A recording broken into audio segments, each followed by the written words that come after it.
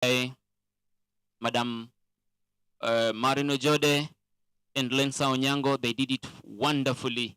We want to give them an applause. Let's put our hands together.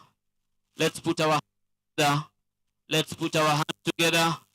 Let's put our hands together. Rabbit, rabbit, rabbit, rabbit, rabbit, rabbit, rabbit. We want to give them a hearty clap. Let's go. Watuangushie moja. Tena. Tena. Nzuri. Safi. Thank you for the session that has just gone. We have our guests seated, and I'd just like to shortly recognize a few of them who are already seated here. We have already mentioned, I've already mentioned Madame Marino Jode, who comes from within us. She is our daughter of one of the wazees who brought SDAs in this land. She's here with us. And Cleopa Orua is here represented by her daughter. Thank you for being with us, Madam Marin. We have Lensa. Lensa is here with us. Lensa Onyango. Lensa, are you there? Good. Thank you. She did it in the first session. We have amongst us also Madam Daphne Otieno, representative of gender-based violence. You can do it GBV from Mbita Sub-County Clinical Department, MOH. Madam Daphne Phil at Rusinga Lodge. We have Juma. Winnie Juma is a project coordinator. This is a group that is called WANC, Women in Water Natural Resource Conservation. That's a big thing. Madam Winnie, feel most welcome. Faustin Dache is here with us. Mrembo Gimara, international lecturer. She's here representing that group. We have teachers from Bright Light Academy, led by Brother Martin Shikuku, Mwalimu Shikuku, and your team. Feel most welcome. We have our team from Kaswanga Girls. They're there. I can see Madam Jackie. They are all seated. Please feel most welcome. Our Umwami can't be forgotten. Brother Wachianga Meshak is here with us. We are happy to be with you. And among other guests, because I'll get time to mention the rest later, I saw one of the eardrops here, the one in the middle. Equity Bank is represented here. We have our brother Elisha Okumo. When a bank is with us, that means money is here. So, hatuna shaka, tuna pesa hapa. Elisha Okumu representing Beta Branch, Department of Channels and Payments. Feel most welcome among other guests. I would like to also recognize Victoria Friendly Montessori. They are here with us. Please feel most welcome. Among other guests, I'll tell you more of them as time goes by. Madam Farida, come. Majina mengine nimesahau. I'm sorry, but I'll get them. Take us to the next step, please, as I do more consultation. Our coaches, invited guests, teachers, students, and everybody. Good morning or good afternoon. It's already in the afternoon. Good afternoon. Once again, my name is Farida Abdul, and I take this opportunity to welcome you all into this event. Feel free, feel at Rusinga Lodge. We are grateful to have you here. So the reason as to why we are having this summit is generally to celebrate the impact of coaching and mentorship on teenagers in this island. There is a session that we will have here, and some journalists will be interviewing me. You will see that we also have journalists among these girls. And at that point, you will hear me address some of the reasons as to why we have this event here with us today. So stay tuned. I don't know if that's a better word. Stay relaxed and wait for that time to come. So what I would like to address is some of the objectives that we wish to achieve with this event. As we have been doing with our cohorts, we have 6 cohorts so far. And number one, what we intend to achieve is to help develop leadership skills. These are our future leaders. And we start nurturing them as young as they are right now, so that in future, they don't start struggling with what to acquire in order to be a leader. We start nurturing that as early as now. Another thing is building confidence. You will see some of them here do various things, and not just some, but all of them. I can say that matters confidence. They have gained something. We also intend to foster teamwork. There are many activities that we engage them that encourages that. We encourage community involvement. Actually, one of the coaches was taking this as an area of discussion. We are getting into an era where you don't have to be employed to be able to work or to help the community. So being a community, an active community member, there are certain things that you can help do in your community. And we also talk to them about such things.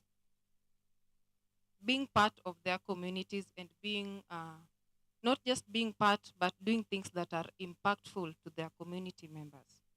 We also intend to enhance public speaking. Not many people are able to take a microphone and speak.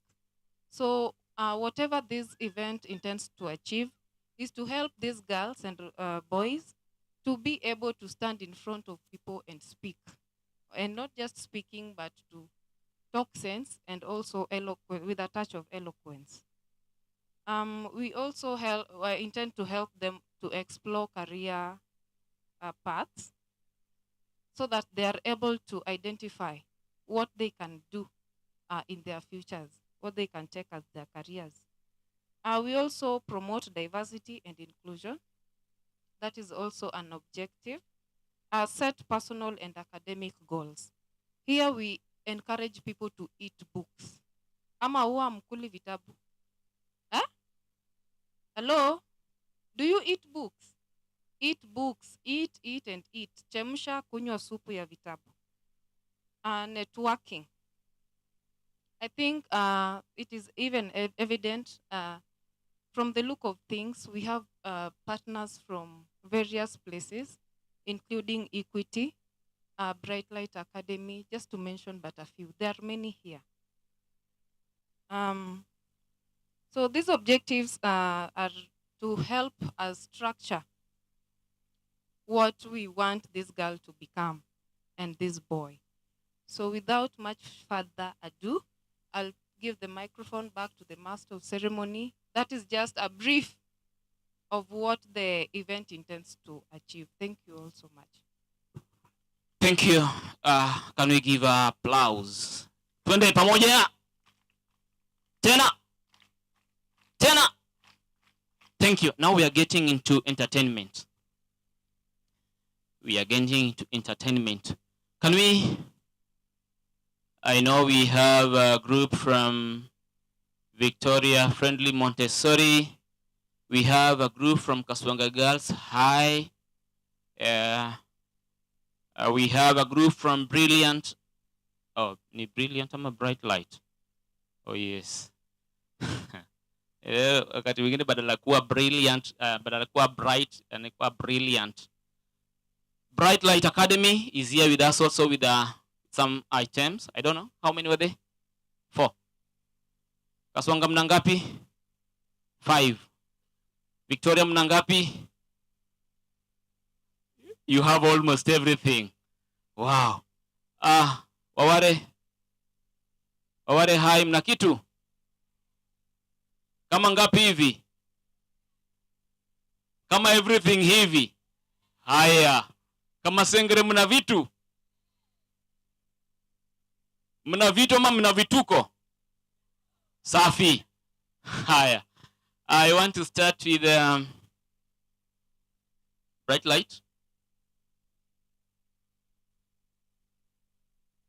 Bright light. After bright light, we'll have an item from Victoria Friendly Montessori. Alafu Kasonga Girls watatupigia kitu hapa mbele. I also want to inform you that we are waiting for other guests who are on the road coming.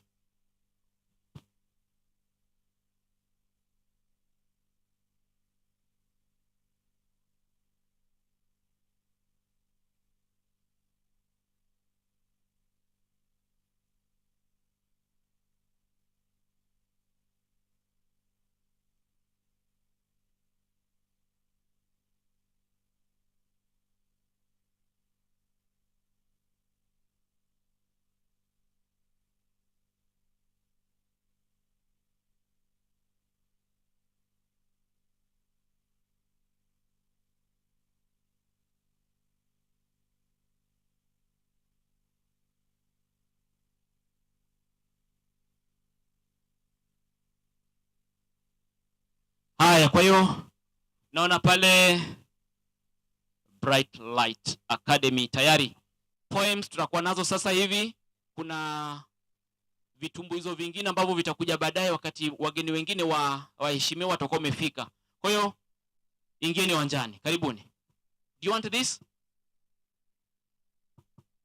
Got this? You need this? Haya.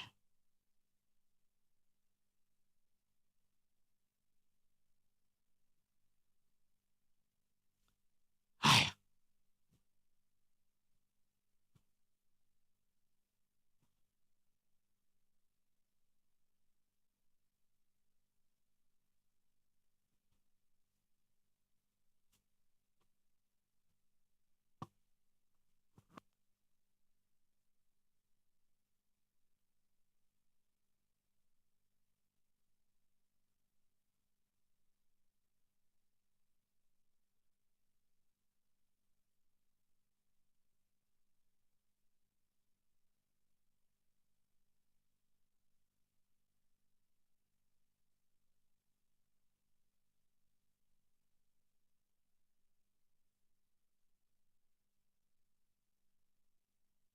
Muda si muda tutashuhudia kikosi kutoka Bright Light Academy mbele ya jukwaa wakitumbuiza.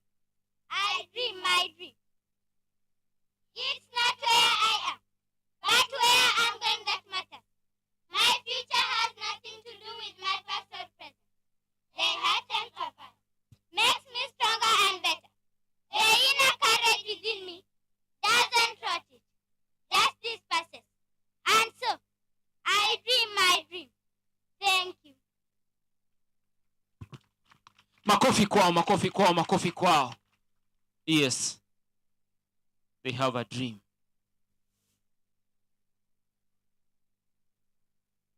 Mentorship Girls in Friendlight Academy presents you a poem entitled Voice of Agate. Shh! Listen. Do you hear that? That is the voice of Agate. Acharu is a future teacher, a future doctor, and a future pilot.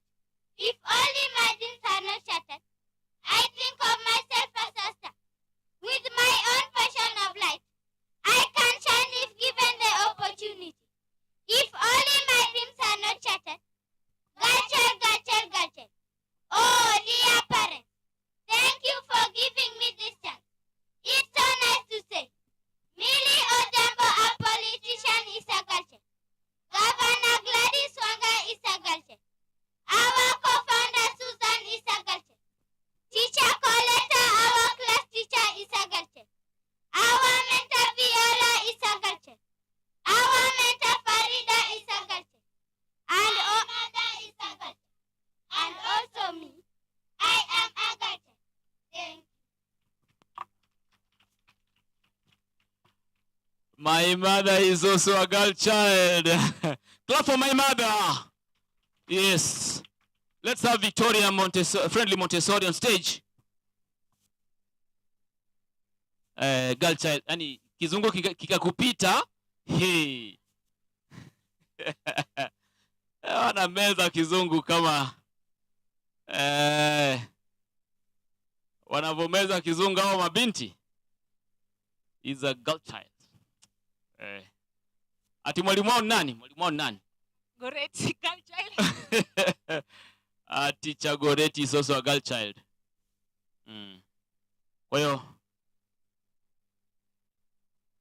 wale pia ni girl child wanaokuja kutoka Victoria Friendly Montessori. Uwanja ni wenu.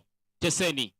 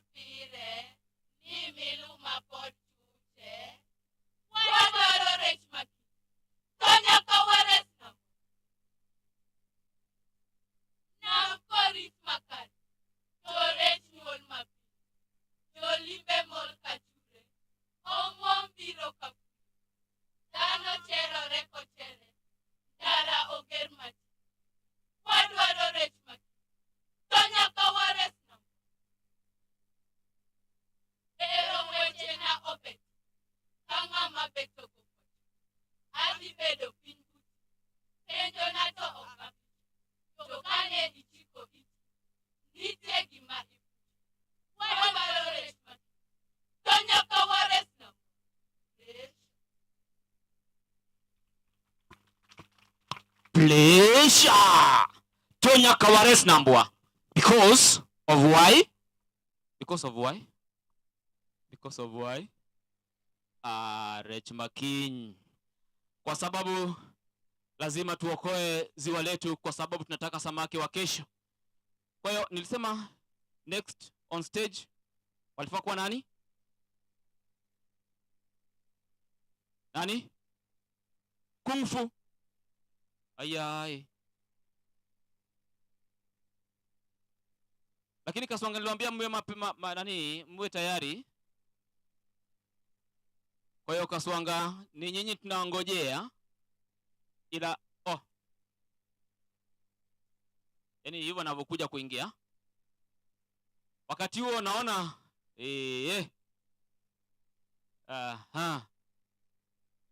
au ni au ndo majenzis. Kwa hiyo tukae ange. Wanakuja vibaya vibaya. Kaswanga, you next here. Ile kuna kile kikundi kilicho na kinaitwaje? Wale journalists watakuja baadaye. Tuna washikilia nafasi baadaye watakuja. Kwa hiyo Victoria, nyinyi ambao mna vitu vingi, kama mko tayari mnaweza kutupa kitu kingine hapa kabla Kaswanga hawaja wa tayari. Kaswanga, are you ready? Are you ready?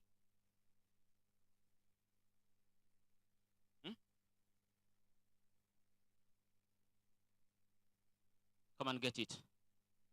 You need this?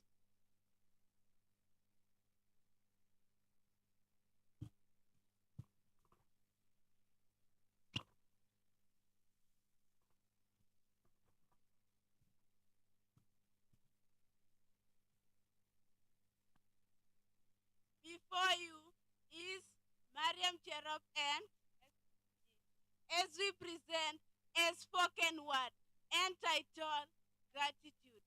Welcome. Often our hearts are filled with worries when our vision of the future is blurry and all we see is impossibility when our needs are beyond affordability. Often we choose wrong means to meet our life necessity, and often we forget the reality that nothing is for free or a guarantee. But you've gathered here for our sake, to show us that your love is not fake. So for that, receive our gratitude for making our lives your responsibility. For a period of time, to make our under Robert's coaching and mentorship, confidence sasa imepita pa, and we keep health relationship. So for that, receive our gratitude for making our lives your responsibility. Isn't dream, believe, repeat, heaven sent, showed us fixed and growth mindset. Now we know our strength and liberate them, not forgetting proper self-management. It draws me back to the days when dejection was the order of the day. Tears nilished ungedani kuna pay, all courtesy of what people say. But CBR came with knowledge and skill on how to cope with life and its ill. Walisema meditation really helps when your mind is fighting with itself.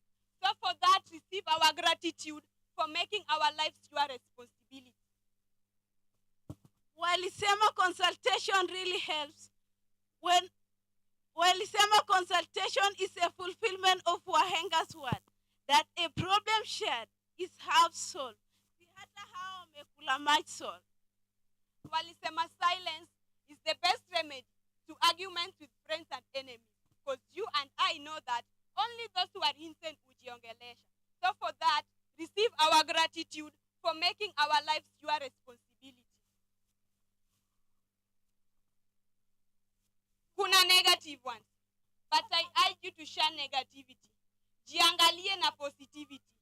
Since you are your own competitor, the rest ni destiny helpers. Now wengine ni destiny breakers.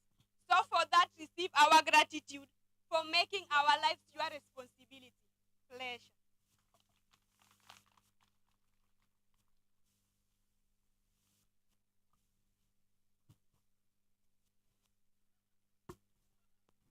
Haya. That was a nice talk from Kasonga Girls High.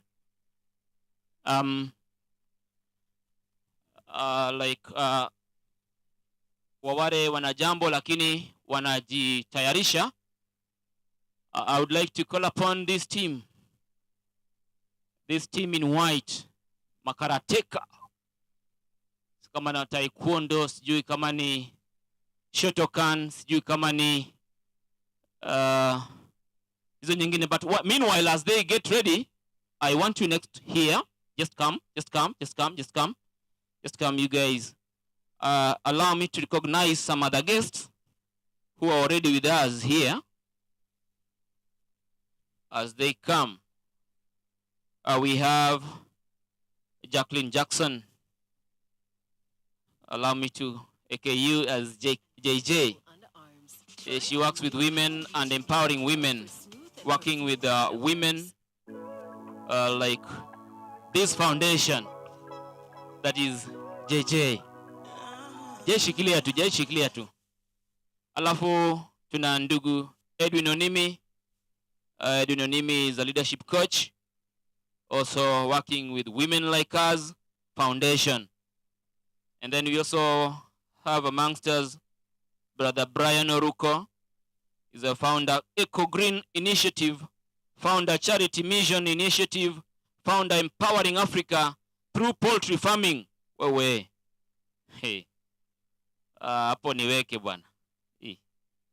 Hapo pia mimi nipo. We have amongst us also the Rose Kinyanjui.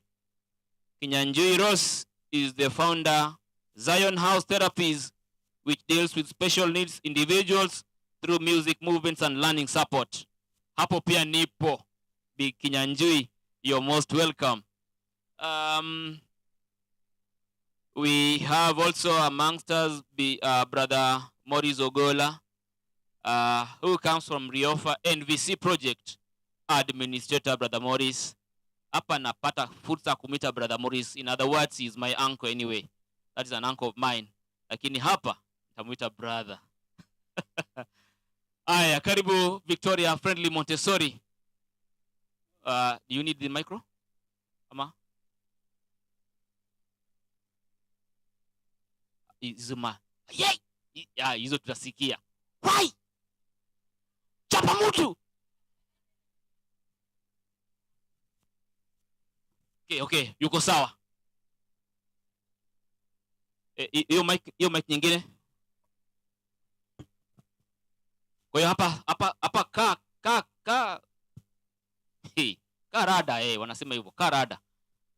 Otherwise tutachapwa. Okay, thank you very much. Victoria presents karate movement, which they call katas. So watch. Ready.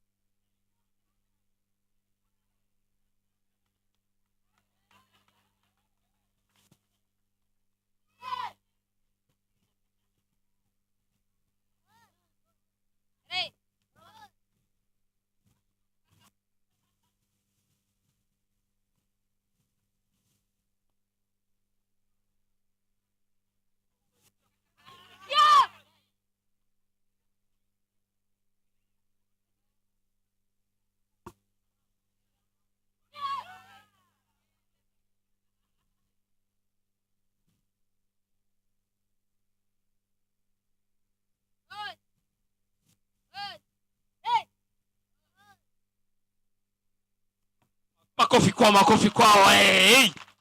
Unajua wakati mwingine hapo ukaweka pua vibaya, pua itaenda.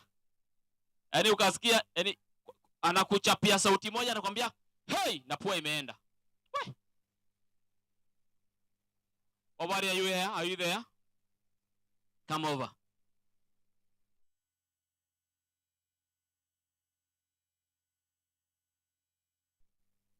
Kama una damu, endelea kusimama. Kama una damu, miguu niponye. Do you need this?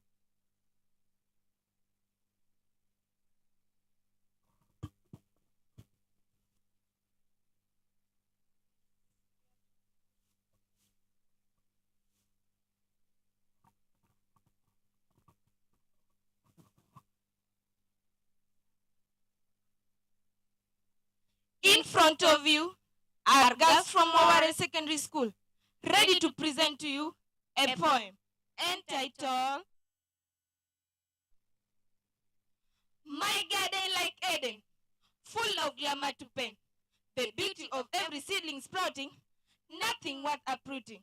The environment is great in splendor, everything seems young and tender, birds sing with satisfaction, the whole scene of affection. No imperfection, no infection, just attention. Everywhere my rose flowers beam, growing and glowing like a team. Wow, a scene to behold, ecstatic breath I hold, for a future full of hope I see. My djembe I take, to till and remove the weeds. Heaps and heaps I rake, just to free my seed. Like Eden, my green garden glitters. A time to harvest has come. With hope I leave my home. My tools in haste I pack. Then on my back, off to the garden I move. Alas, my garden is turned into a great mess. It lies bare and lifeless. All the plants prematurely uprooted. Everything looted, agonizing pain overwhelmed. I will. Ouch. Excruciating pain spears my heart. Like a wounded cat, I groan in pain. No more time to be sane, for my life is no more the same. The splendor is gone. All the flowers prematurely uprooted.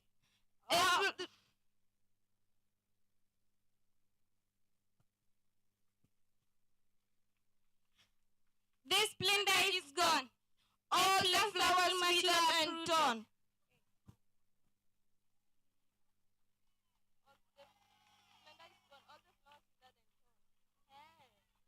The splendor is gone. All the flowers withered and torn. My garden has turned into a den of sorrow, without hope for tomorrow. Can I gather the pieces again to create another piece? Oh yes, my papa said, living is for them with life, and hurdles are but ways of life. Back to my garden, tilling and weeding, no whining, no more complaining, till bountiful harvest come. New seedlings I plant, crawling and bearing alike, no more petals of shame, petals of shame. Gratitude.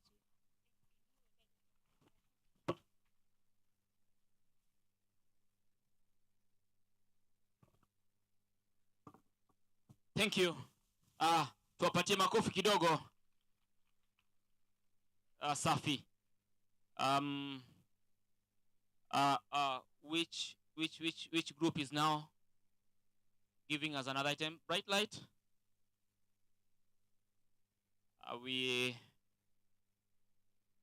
Kaswanga, you had another item. Kaswanga, you had another item. Can you get ready with the item as bright light comes on stage? And then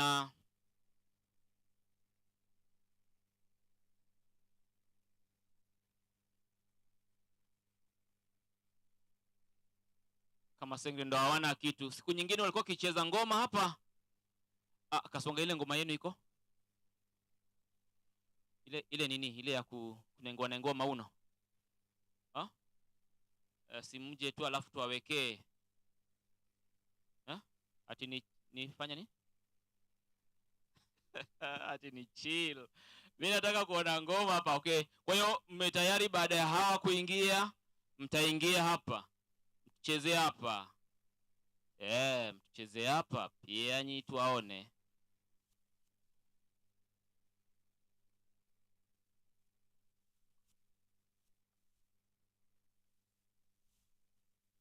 Alafu baada ya Kasonga Girls tutapata kitumbuizo kingine kutoka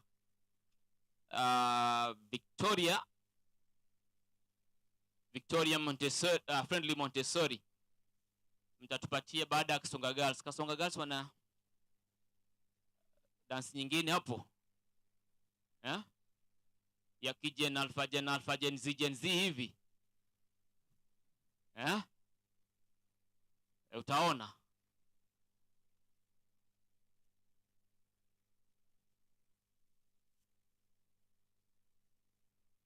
Waware mna modern dance pia. Kwa hiyo sijui mje wapi. Yenu iko tayari? Ndo wale. Mimi sioni watu hapo. Wanaongea na DJ. Kisha tutapata kitu kingine hapo katikati. Alafu tupate modern dance kutoka Waware baadaye. Kwa hiyo mwe tayari. Baada ya Kasonga Girls si Waware. Yaani hawa kuingia, Kasonga Girls wanaingia, alafu Victoria Friendly Montessori wanaingia na kitu, kisha Waware wanakuja. Si hapo sawa? Hapo vipi? Nyie hamjui kusema. Hapo vipi? Mnasema haraka haraka hapo sawa. Hapo vipi? Hapo vipi? Hapo C.B. Kwa hiyo bright light, karibuni.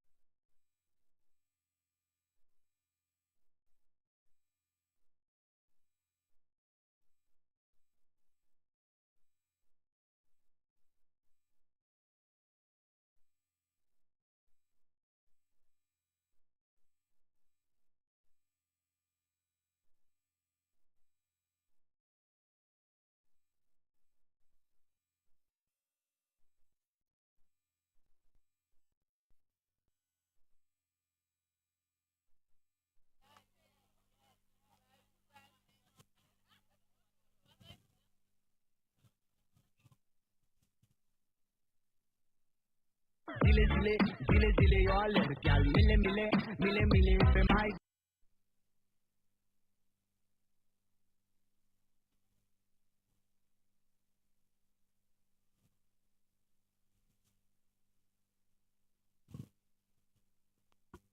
Safi, safi, asante sana.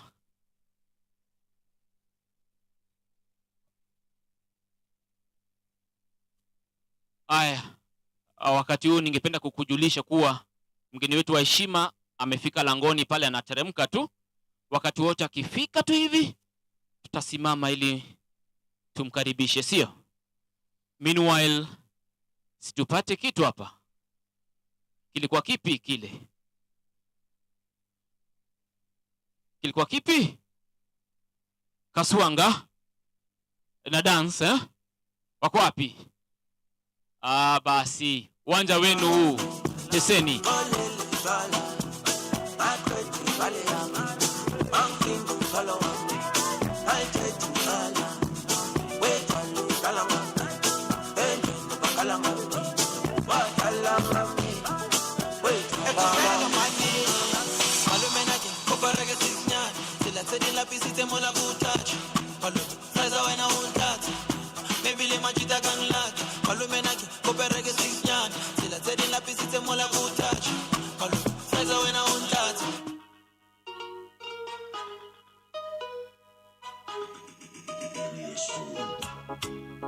Ala, si ucheki magi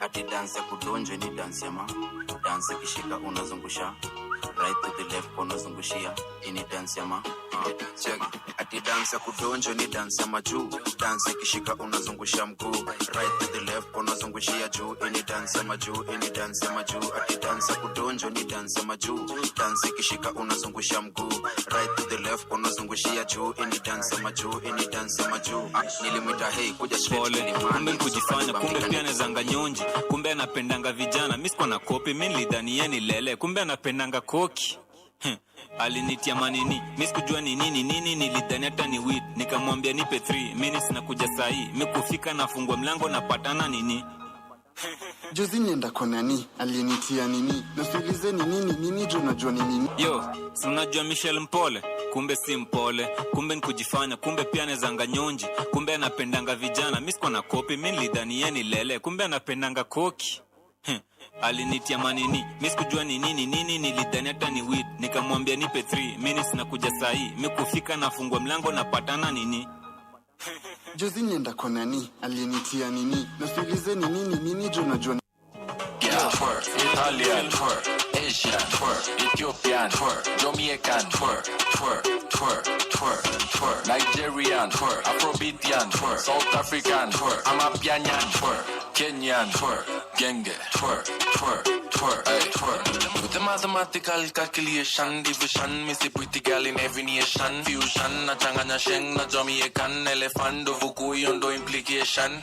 Hatubagui tuko pan-African, Makex na kimbiza na imetoka Japan, sa ingine feature white niko ndani ya Nissan, kiyomoka nichukue bima tuingie Ujeruman, ay twerk, pom pom, twerk, petite girl, twerk, Italian, twerk, Asian, twerk, Ethiopian, twerk, Jamaican, twerk,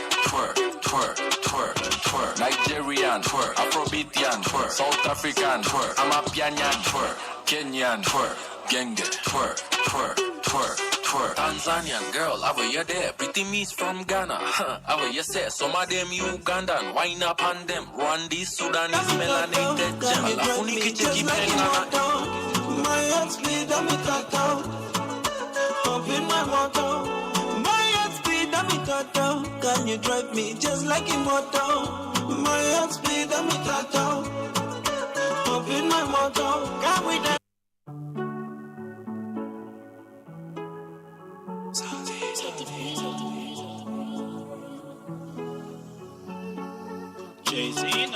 Don't understand this feeling, but I'm loving the feeling. Will you pause it? This love is personal, that's why I love you personally. This love you give me so magical, that's why I love you so badly. My heart speed, I'm a tattoo. Can you drive me just like a motor? My heart speed, I'm a tattoo. Hop in my motor. My heart speed, I'm in toto. Can you drive me just like a motor? My heart speed, I'm in toto. Hop in my motor. Can we dance to? Baby, just dance.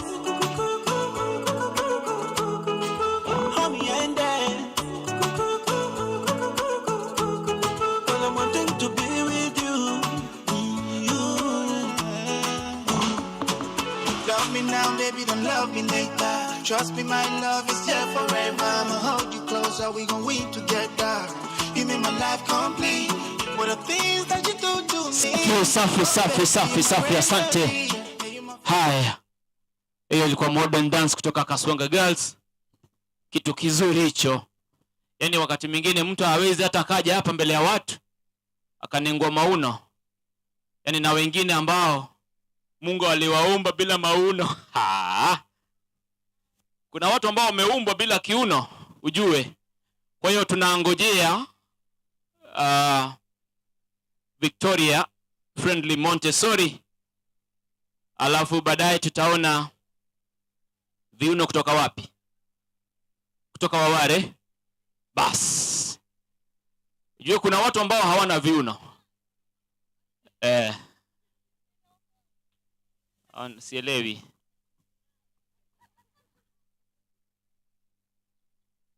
Siepe inda ndo manake nini?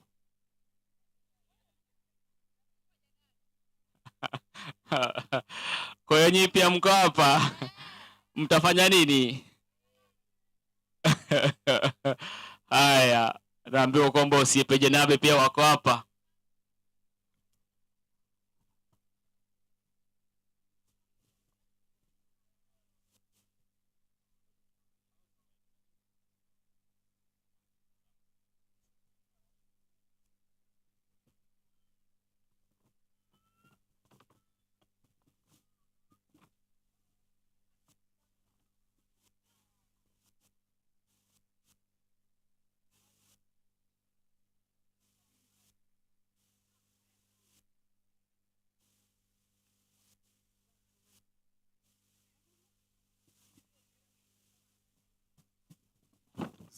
On mdundo.com. Kwa hiyo wakati huo mgeni wetu wa heshima naingia. Ndio huyu hapa kando. Nijishikilia tu kidogo. Nijishikilia kidogo. Hebu tusimame tumkarimishe mgeni wetu wa heshima. Karibu Bisara. Karibu sana Rusinga. Asante sana. Kwa hiyo tukae chini wakikaa. Asanteni. Haya. Tuendelee.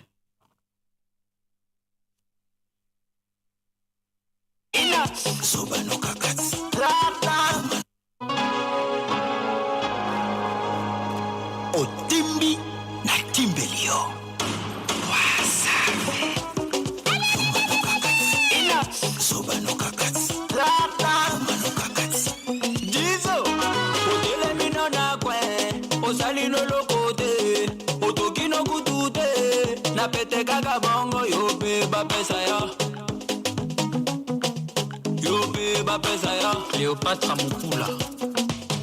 Ase otele mino na kwe osali no lokote na motokia chibude wataka ule wewe yope pesa yo les pacificateurs jusqu'au bout Vital Kameni Yuma no gagati Zoba no gagati Yuma no gagati Zoba no gagati.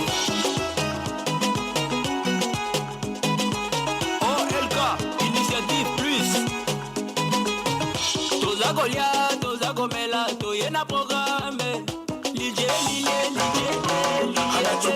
anaweka wa le général Dangote anaweka wa le grand anachukua anaweka wa bosi ya mboka anaweka wa tagamu kupendwa na tagamu nasikia tamu kupendwa nawe tamu kupendwa nawe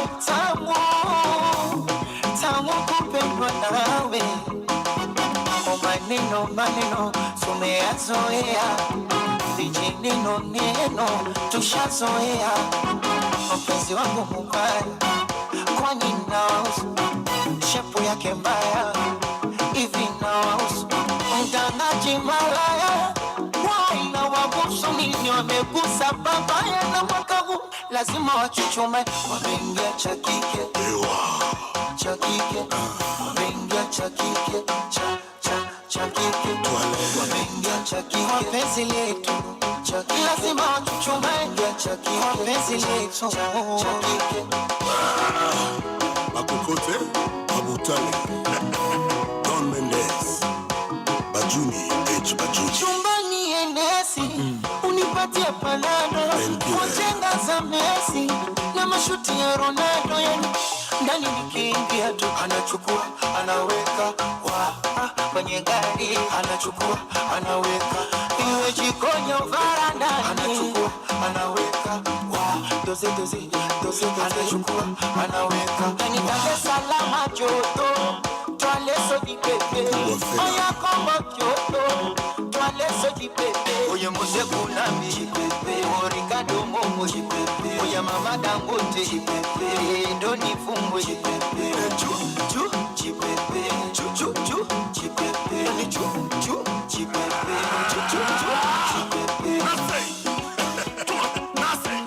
Joseph Mertier Kaya Musha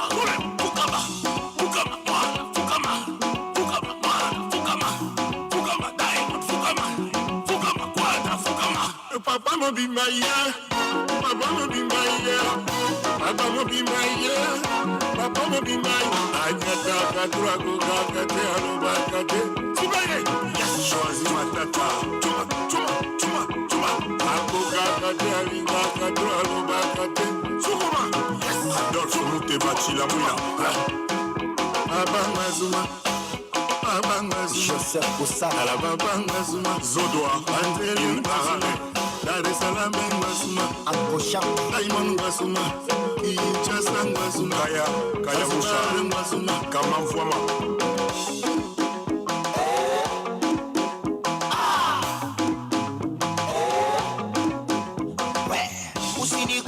usinitachi tusalimiane kwa miguu usinitachi tusalimiane kwa miguu anasema usinitachi salamu iwe kwa miguu usinitachi tusalimiane kwa miguu kosa kafali corona Kusimba te corona kosa kona ugomba corona Usana musika corona tena vaa mask corona 2 metres corona mikono ya kokosha corona El Pigo Saint James Titi Stone Nike Ibi Santos Today is today The boss On vous a parlé de nos deals On vous a parlé de nos fortunes Yeah, mon pao, mon conti Salam Inaka bien, Ushaka bien, Dinga bien Salam Ushaka bien, Salam Ushaka bien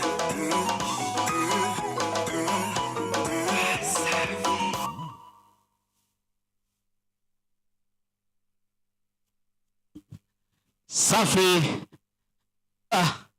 Yani kitu kimeisha. Tusalimiane kwa miguu.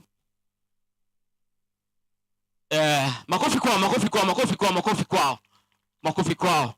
Kitu kizito hicho. That was a heavy thing. We are expecting which group now on stage? Waware. Wako wapi? Alafu wakati huo baada ya waware we expect boys and girls to be seated on these instruments. Alafu the journalists pia wapo. Kutoka wapi hao?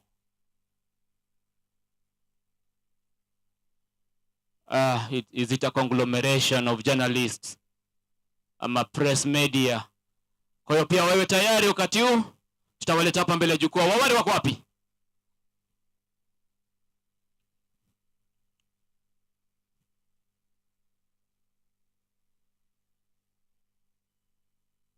Waware. Wakati huo bright light pia wawe tayari. wana kitu chao cha mwisho kilichobaki, mwe tayari.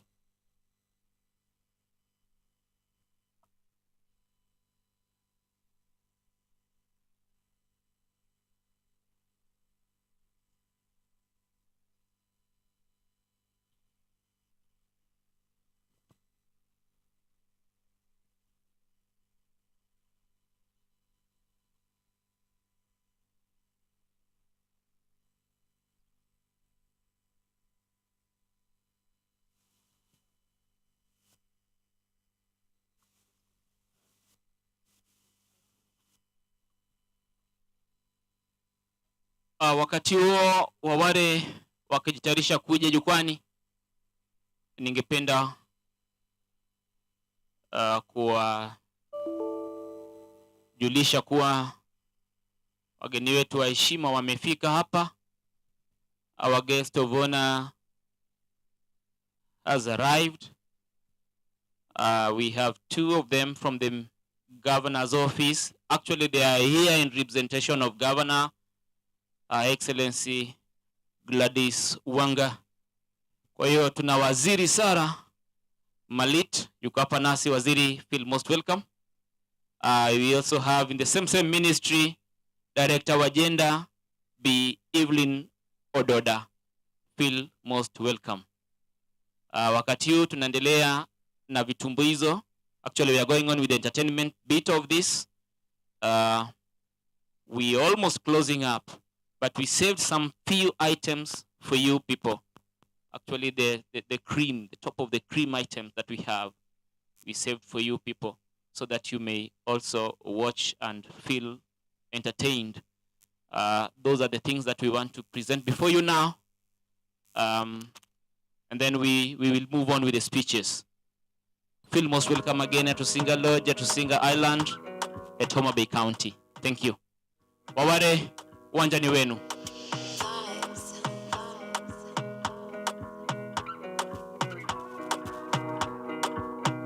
Another banger, baby, calm down, calm down.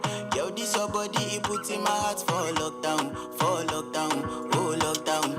Yo, you sweet life, phantom, phantom. If I tell you say I love you, no day for me, young girl, oh young girl. No tell me no, no, no, no, oh, oh, oh, oh, oh, oh, oh, oh, oh, oh, oh, oh, oh, oh, oh. Baby, gon' give me your lo, lo, lo, lo, lo, lo, lo, lo, oh, oh, oh, oh, oh. You got me like whoa, whoa, whoa, whoa, whoa, whoa, whoa, whoa. Shawty gon' give me your lo, lo, lo, lo, lo, lo, lo, lo, oh, oh, oh, oh, oh. I see this fine girl from my party, she wear yellow. Every other girl they do too much, but this girl mellow. Now in my divine situation, I go use they tell I'm mellow. Finally, I find way to talk to the girl, but she ain't no one follow. Who you gonna phone for one?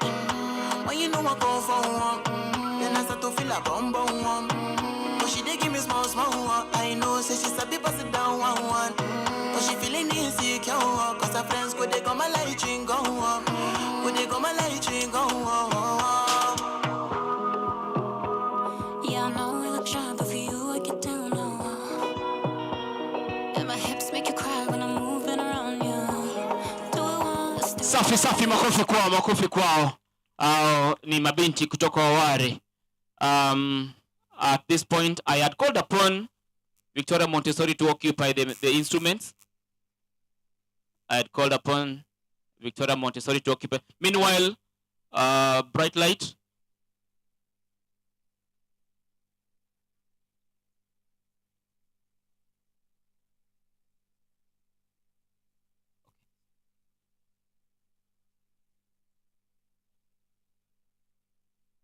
A Bright Light njoni. Alafu tuna poem specifically for our guest of honor. After this, and then we will have the instruments played.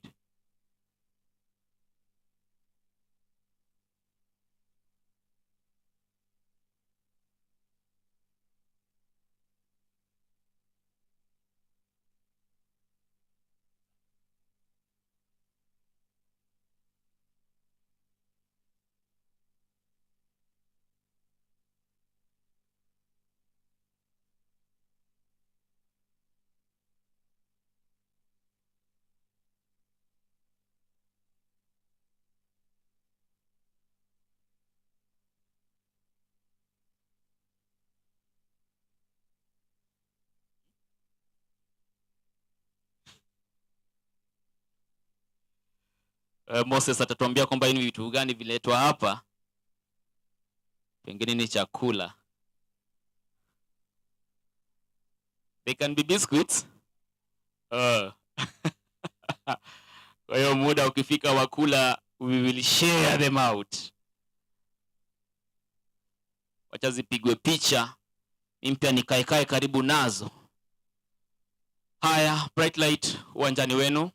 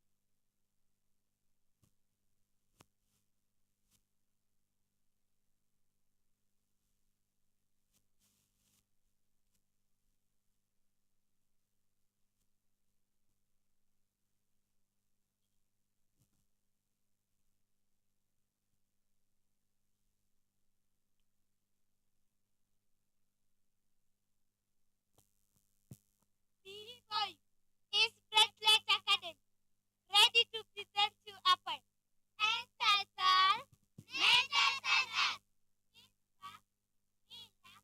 And enjoy. Welcome.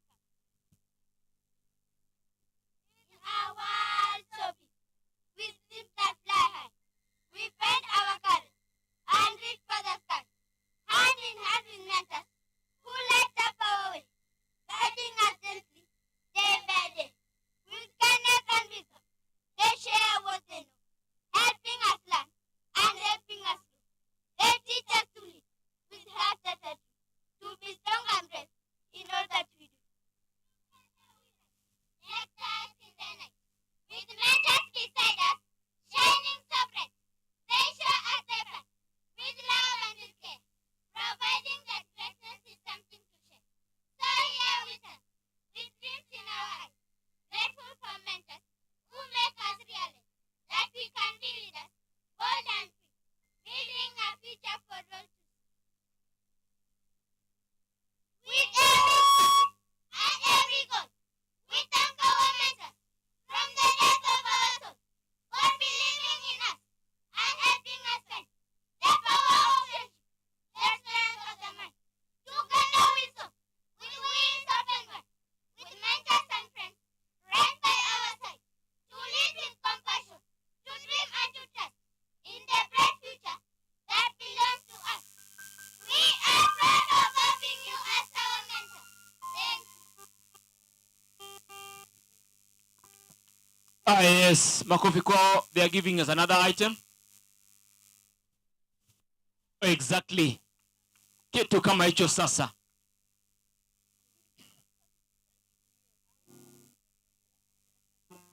Ingekuwa bora tungepata mentors wengi tu. Wanatupatia kitu chao cha mwisho. Kisha baadaye tutakuwa na Victoria with another item, actually a verse.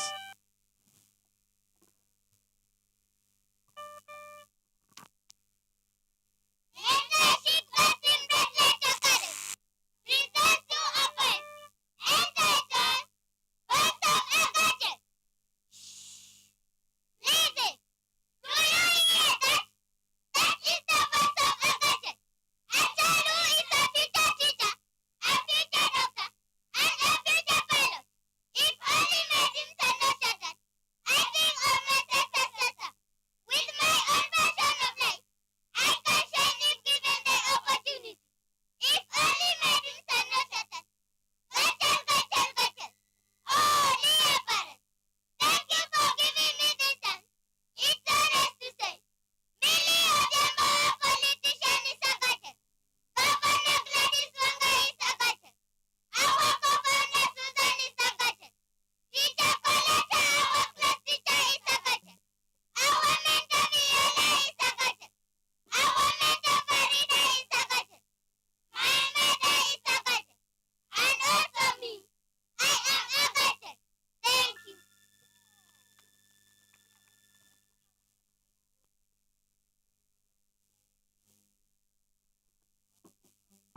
Yes, makofi kwao wakipewa kitu, makofi kwao wakipewa kitu, makofi kwao.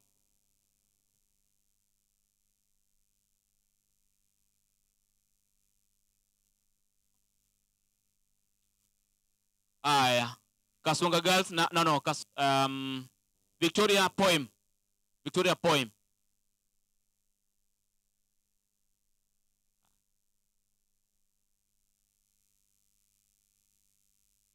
After this poem, we are having the instrument, and then Kasonga Girls, you got an item.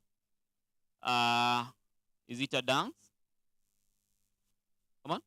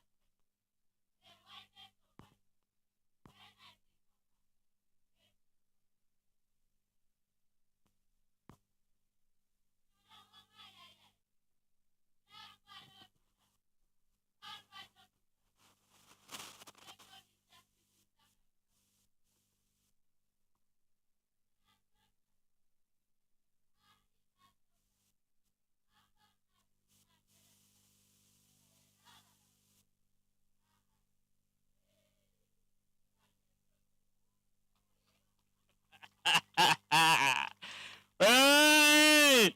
Yani wewe, yani that description. Yani hata kama. Hey. Yani macho yake ni kama nani?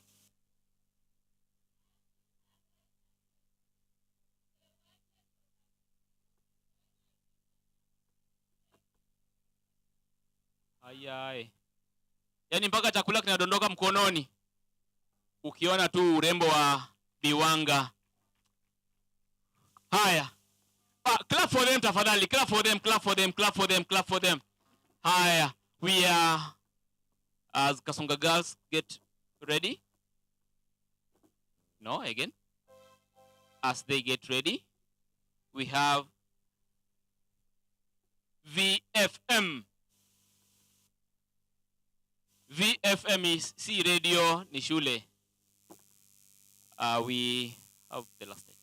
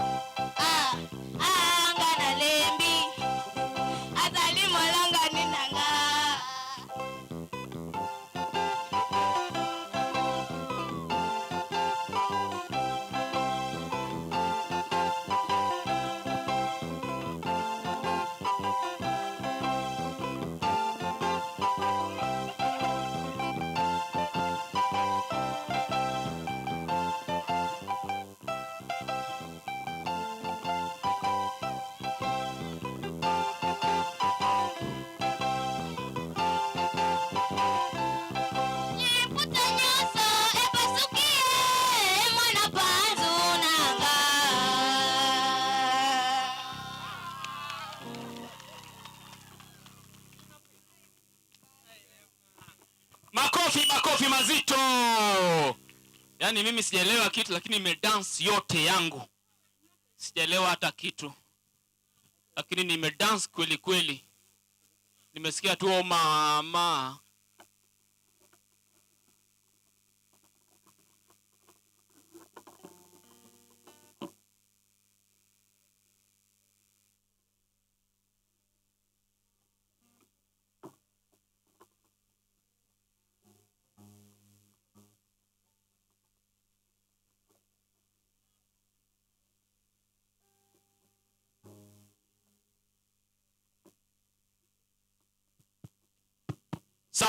Safi. Nilikuwa akisema kwamba nimesikia tu oh mama. Wakati huo kasonga mje. Oh mama. Oh mama.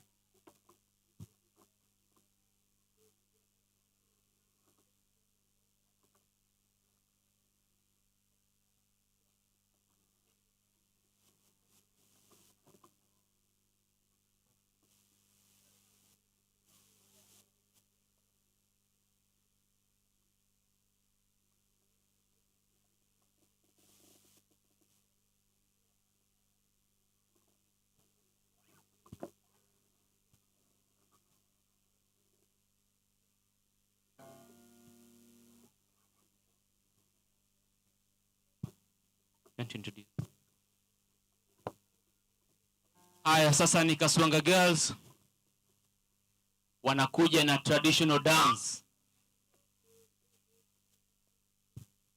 In front of you are Kaswanga Girls, ready to present you a traditional bag. So sit back, relax, take your Coca-Cola and remember to nod your head.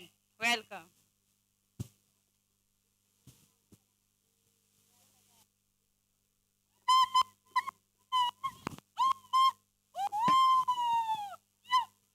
Lange tudkora donjola tu donjo gidonjo kagilecho lange tudkora donjo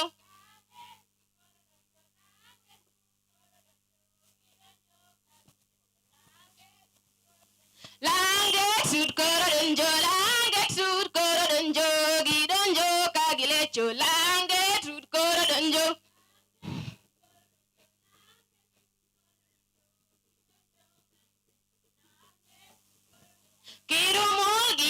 chilo kirumulgi koda chilo nyitindo moya esiti kirumulgi koda chilo.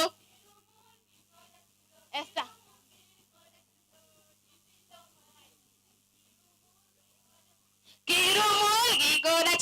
Kirumulgi koda chilo nyitindo moya esiti kirumulgi koda chilo.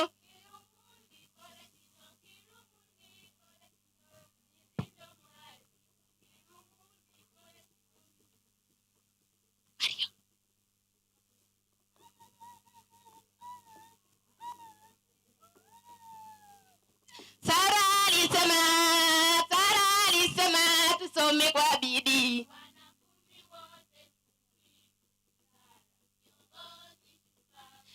Sarali sema tusome kwa bidii.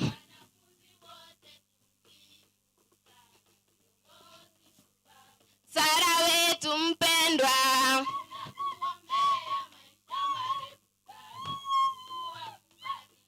Sara wetu mpendwa,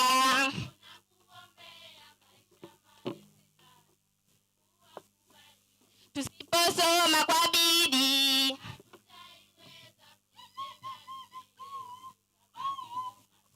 tusiposoma kwa bidii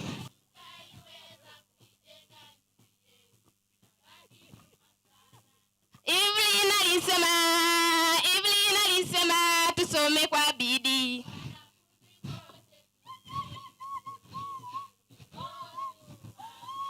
Evelyn alisema tusome kwa bidii.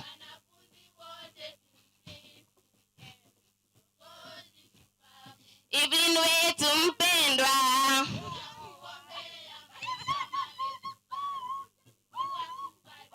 tusiposoma kwa bidii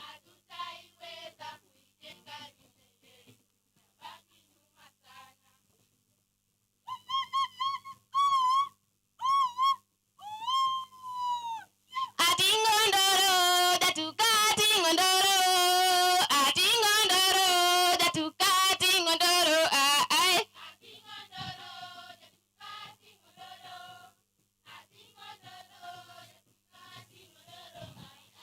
Faustin Bilima kinyako wigo diambo nyagwenda matedo sup ende miyudo aeri gichunya manasaye mong'eyo epuonjo kipuonjo ji duto dhi puoyo atingondoro jatuka atingondoro jatuka atingondoro ai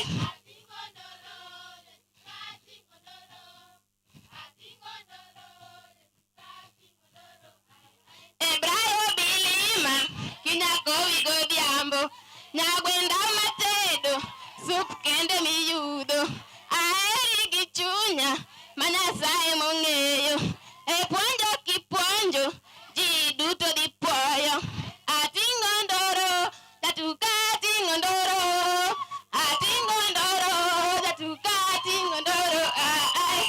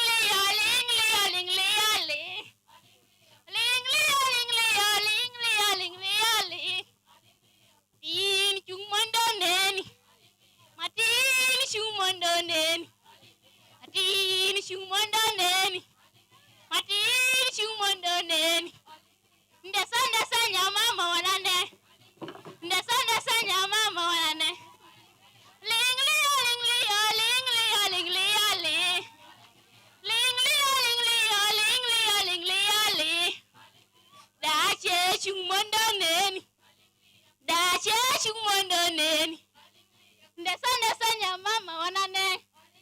Ndesanya mama wanane. Linglia linglia linglia linglia li. Linglia linglia linglia linglia li. Oni shumondanen. Yawa shumondanen. Yawa shumondanen. Yawa shumondanen. Ndesanya mama wanane. Ndesanya mama wanane.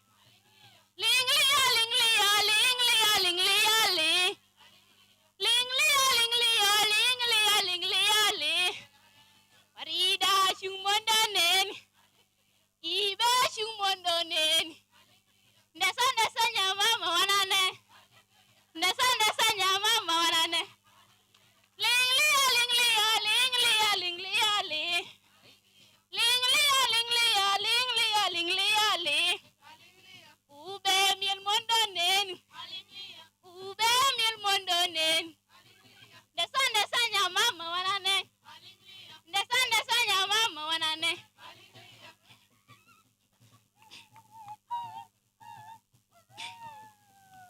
Linglia linglia magenge.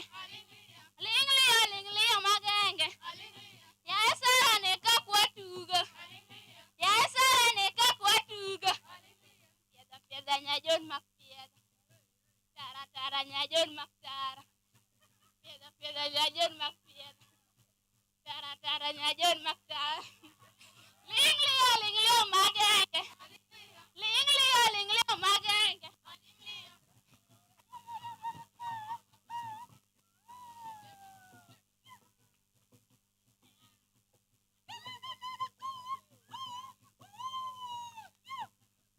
Shingli shigangla shule yetu kaswanga inaenda mbio mbio.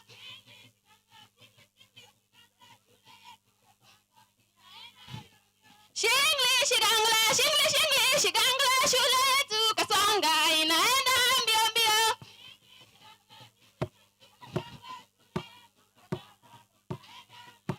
Hapa kaswanga kuna msichana mmoja jina lake Esther, anajua skate skate.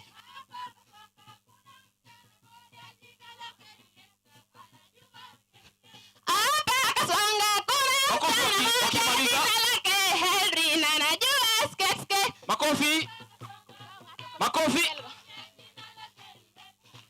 Makofi wakimaliza. Ebu skate skate, ebu skate skate, ebu skate skate, ebu skate skate.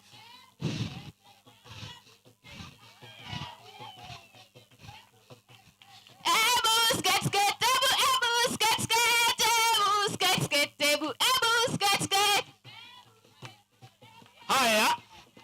Makofi. Free dance. Haya. Hapo. Safi, makofi kwao. Yaani free dance. Last item. Harakisheni kwenye jukwaa. Yaani hapa pana urutu, pana ngoma. Kwa hiyo njoni mbio mbio.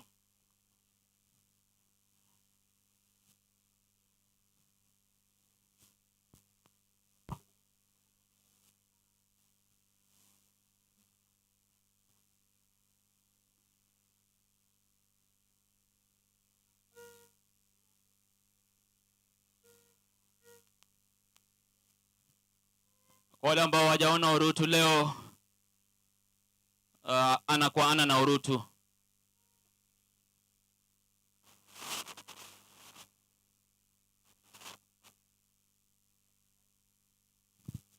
This is basically going to be our last item, and then we are going to wind up entertainment beat by a journalist kind of interview. And then we'll get to speeches. This is Montessori, Victoria Friendly Montessori, ukipenda VFM. They are presenting their last item, a choral dance. Wanga ameimbwa sana kwenye wimbo huu. Ameimbwa sana Wanga hapa. Kwa hiyo wapenzi wa wanga mtayarishe.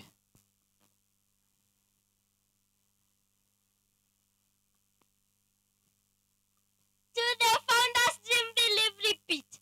Guests, coach, learners, ladies and gents. Victoria Friendly Montessori School presents a secular folk song in praise of Wanga the Governor. This song is usually sung by both boys and girls during merrymaking occasions. More from the song.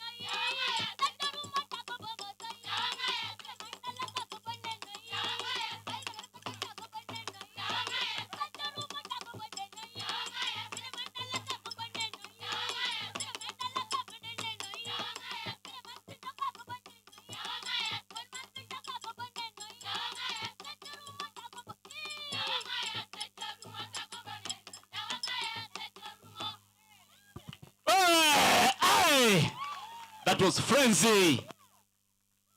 That was a big item. Sinakwambia talanta ipo, kipawa kibao, kipawa kibao, talanta hela ndo hiyo. Wale journalists wako wapi? The journalists, you're winding up. Eagles Eye TV. This is live by Eagles Eye TV. All right. Good afternoon, to all viewers. This is Super Sunday live coverage by Yowenda Nolan alongside www.eagleseye.co.ke. And first, let's get to the main business, or rather the top stories. That is the top stories or the headlines. Thank you for our friends and the airlines. Appreciation to the Dream Believe Repeat organization for always mentoring girls. And later on, have a conversation with several girls who have benefited from the program. Thank you so much. And now, thinking our good of elders, get to our first news. That is appreciation to the Dream Believe Repeat organization for always mentoring girls. Let's get more from our very own friend Farida Ocheng, who will be telling us more.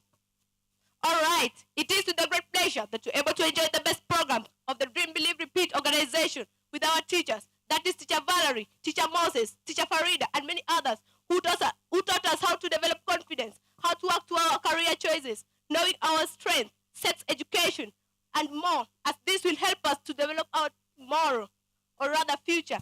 And without forgetting, we were privileged to have a bottle of soda together with snacks after every session that made many of us to be active and ready to get more. Indeed, they created awareness, as many of us can speak in front of people due to the confidence they taught us. May you continue teaching other girls so that we may have a promising future. Reporting for Eagles Eye, Farida Ochieng. Back to Studio Nolin. Thank you so much, Farida. And now it's time to welcome our guest. Eagles Eye TV.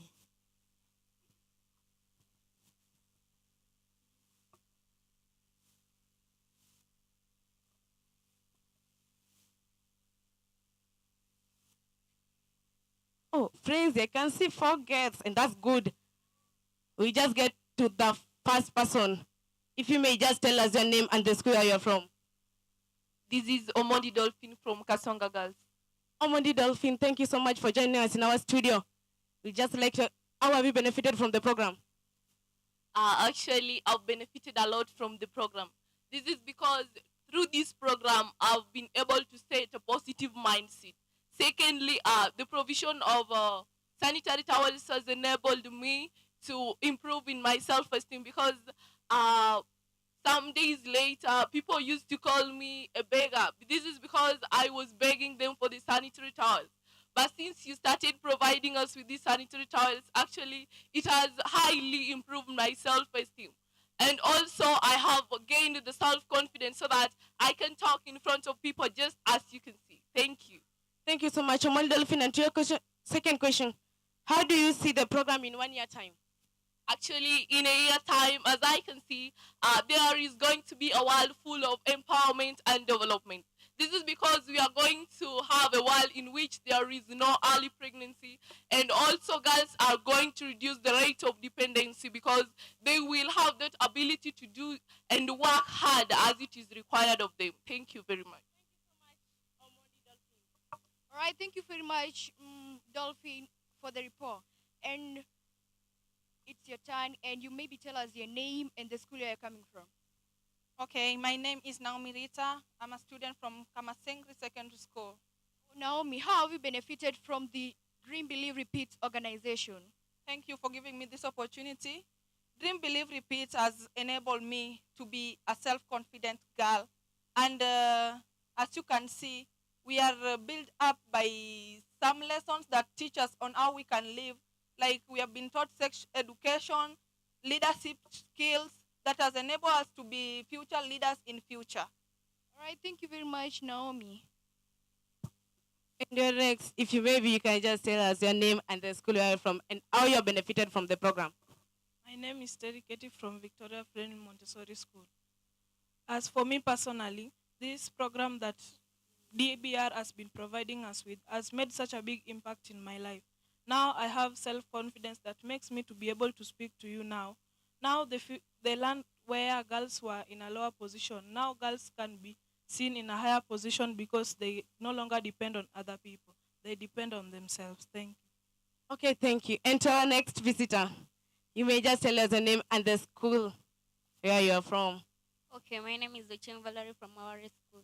Okay, Ocheng Valerie, I've heard these people talking about confidence. Can you tell us more? Confidence. Okay, someone that has confidence, he or she can overcome the challenges in his or her life.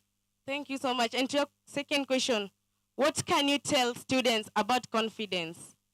Okay, students should have confidence and should be firm in his or herself. So because confidence helps someone to overcome fear and to be strong mindset.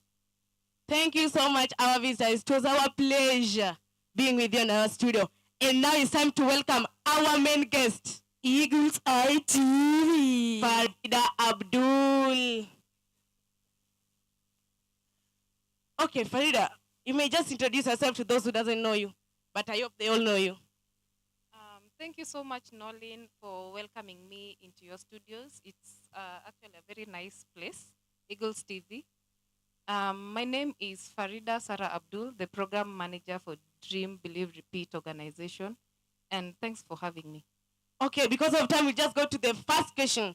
What was the main aim of coming up with this organization?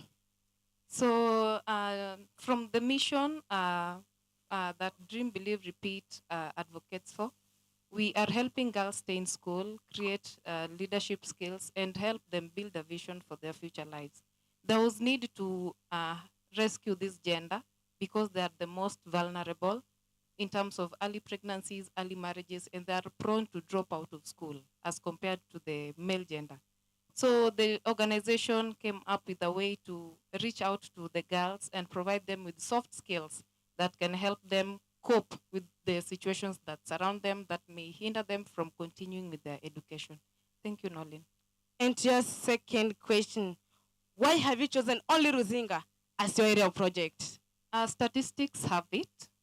Homa Bay County is leading in early pregnancy cases and also in early HIV infection. New HIV infections. Homa Bay County is leading. And if you look at Homa Bay County, it's surrounded by Lake Victoria. A bigger percentage of the Lake Victoria is found in Homa Bay County.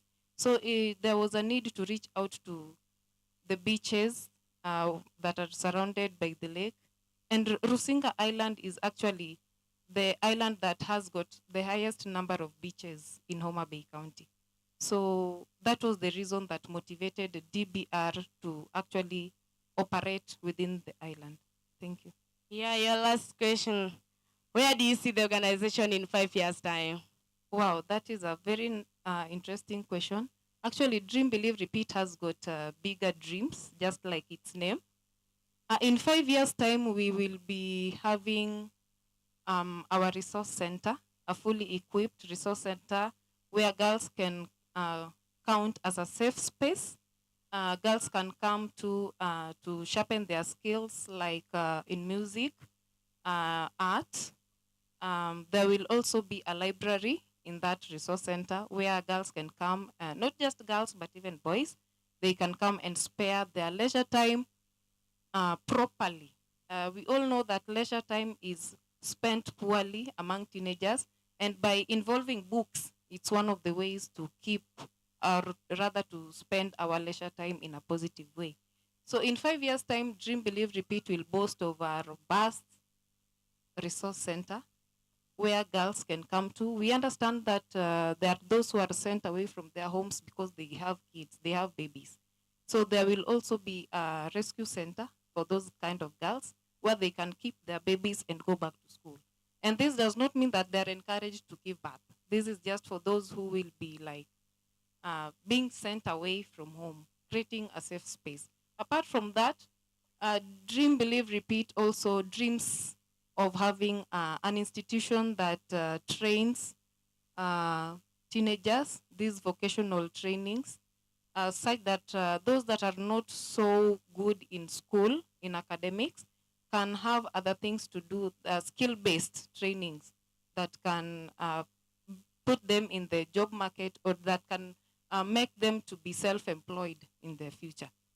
And we also look forward to having 0 cases of HIV infections, new infections, 0 cases of early pregnancies, 0 cases of school dropouts, and high cases of girl and women empowerment. Thank you so much. Thank you, Farida. But before you leave, what is your word of conclusion to our guests, coaches, and also students?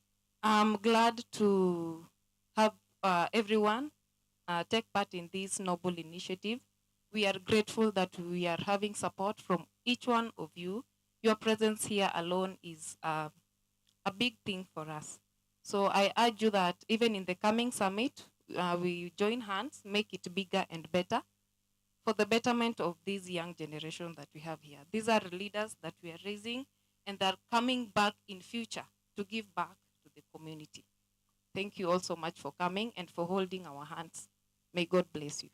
All right, thank you very much, Frida. Oh, Nolin, that was a very fantastic conversation, right? And that's what we call Super Sunday live coverage by Owen and Nolin alongside Crazy Wendy. Until next time, goodbye. Goodbye.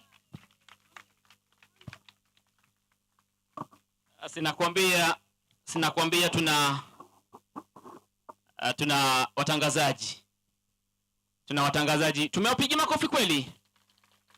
Tuna watangazaji ambao wanangojea tu akina sisi tuondoke kwenye studio zetu, alafu waingie. Sisi watangazaji wa huko. Kwa hiyo I want to appreciate all the groups that came here to entertain us. And the last bit, let me recognize Brilliant Star Mpo. Brilliant Star Mpo. Brilliant Academy. Oh my God. Bright Light Academy Mpo. Sema tupo. Mpo. VFM Mpo. Kasonga Girls Mpo. Waware Mpo. Kama Sengere Mpo.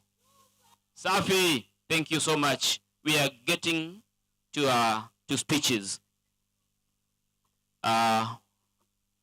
We have speeches now ahead of us and want to move very fast into our speeches. I'd like to call upon my brother Kevin. The first speech that we are going to have, according to our program, is a speech from our sister Valerie Miller. Valerie Miller is supposed to give us an address virtually, and my brother Kevin is organizing. So anytime we are going to listen to a word from Valerie Miller. How many know Valerie Miller? Oh my God, anajulikana na watu wengi sana. Can we give her applause as we welcome her speech? Kitu kikubwa, twende. Tena.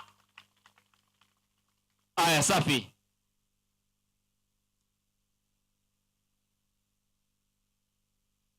It's loading. It's loading. Ama nimlete microphone.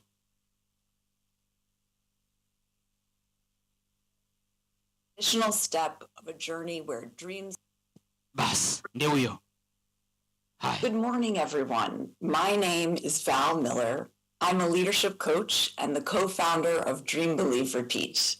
It's my great pleasure to welcome you all to the Dream, Believe, Repeat Leadership Summit for Girls and Boys on beautiful Rusinga Island in Kenya. Today marks an additional step of a journey where dreams are not only encouraged, but believed in, and most importantly, where belief is transformed into action through education, support, and perseverance. First, to all our esteemed speakers and coaches who have traveled such a long way to be here, thank you for lending your voices and expertise to this summit. Your stories of not only success, but failure, as well as triumph, resilience, and leadership will serve as powerful examples, illustrating that with determination and hard work, anything is possible. Your presence here demonstrates that you truly care about nurturing and empowering the next generation of leaders. Thank you so much for your dedication and for investing your time and energy. To the teen girls attending this summit, you are the reason we are here. We created this event to help you realize the incredible potential you hold within. You are the future leaders. You will be the change makers and visionaries who will drive progress in your communities and beyond. I've gotten to know many of you, and I've seen so much brilliance and courage bubble up in our workshops. If you're able to believe in yourselves and ask for support from others when you need it, you'll be able to shape something wonderful. In the past 3 years, I've lost my older brother, my father, and last month, my mother.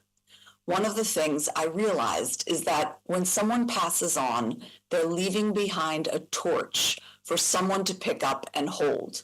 And that is a sacred responsibility. We have very little time to prepare for that moment, and we need to be surrounded by strong and successful people that are able to help us prepare. The other thing I realized is that the future doesn't have to look like the one they created. The younger generation has the power to create a different future, one that honors your values and hopes and dreams. Throughout this summit, let's remember the power of community. As the African proverb states, it takes a village to raise a child. None of what we do would ever be possible without the help and generosity of our incredible partners, like Victoria Friendly Montessori, Women Like Us Foundation, Zito Creative, the Rusinga Island Lodge, and our new partner, Human Better EDU. These partners have not only helped us financially, but are guiding us every day in our mission. We know you've got our backs. And we love the open door policy where we can bounce ideas off of one another and find solutions that help move us forward. Lastly, I'm deeply honored to express my heartfelt gratitude and admiration for the incredible work the DBR team, Moses, Farida Sarah, Kevin, and Atiti, has accomplished since last July. This year has been challenging for me as a leader. I have faltered at times, and there were moments when I wasn't able to provide the guidance and support that you all deserved. Yet, in these moments, each of you stepped up, displaying dedication, creativity, and an unwavering commitment to our mission. You went above and beyond and assembled such a diverse and impressive group of speakers whose insights and experience will undoubtedly leave a lasting impact on everyone involved. Thank you for believing in our vision and for carrying it forward with such passion and excellence. You've shown what true teamwork and leadership look like, and I am profoundly grateful and proud to be part of this team.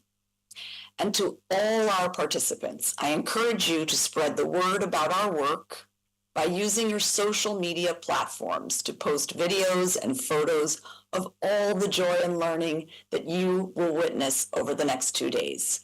Please tag us and send people to our website, www.buildmybetterlife.org, and to donate at humanbetteredu.org/donatedbr. Donations help keep our programs running and allow us to impact more girls. I hope this summit is a transformative experience for everyone involved. Together, we can dream, believe, and repeat our way to a better world.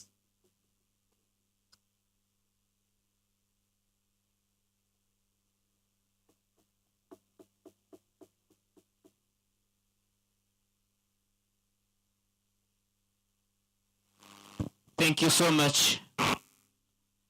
That's the end of the speech from our sister Valerie Miller. And I think the clap we gave her is not enough. Can we give a better one? Let's go.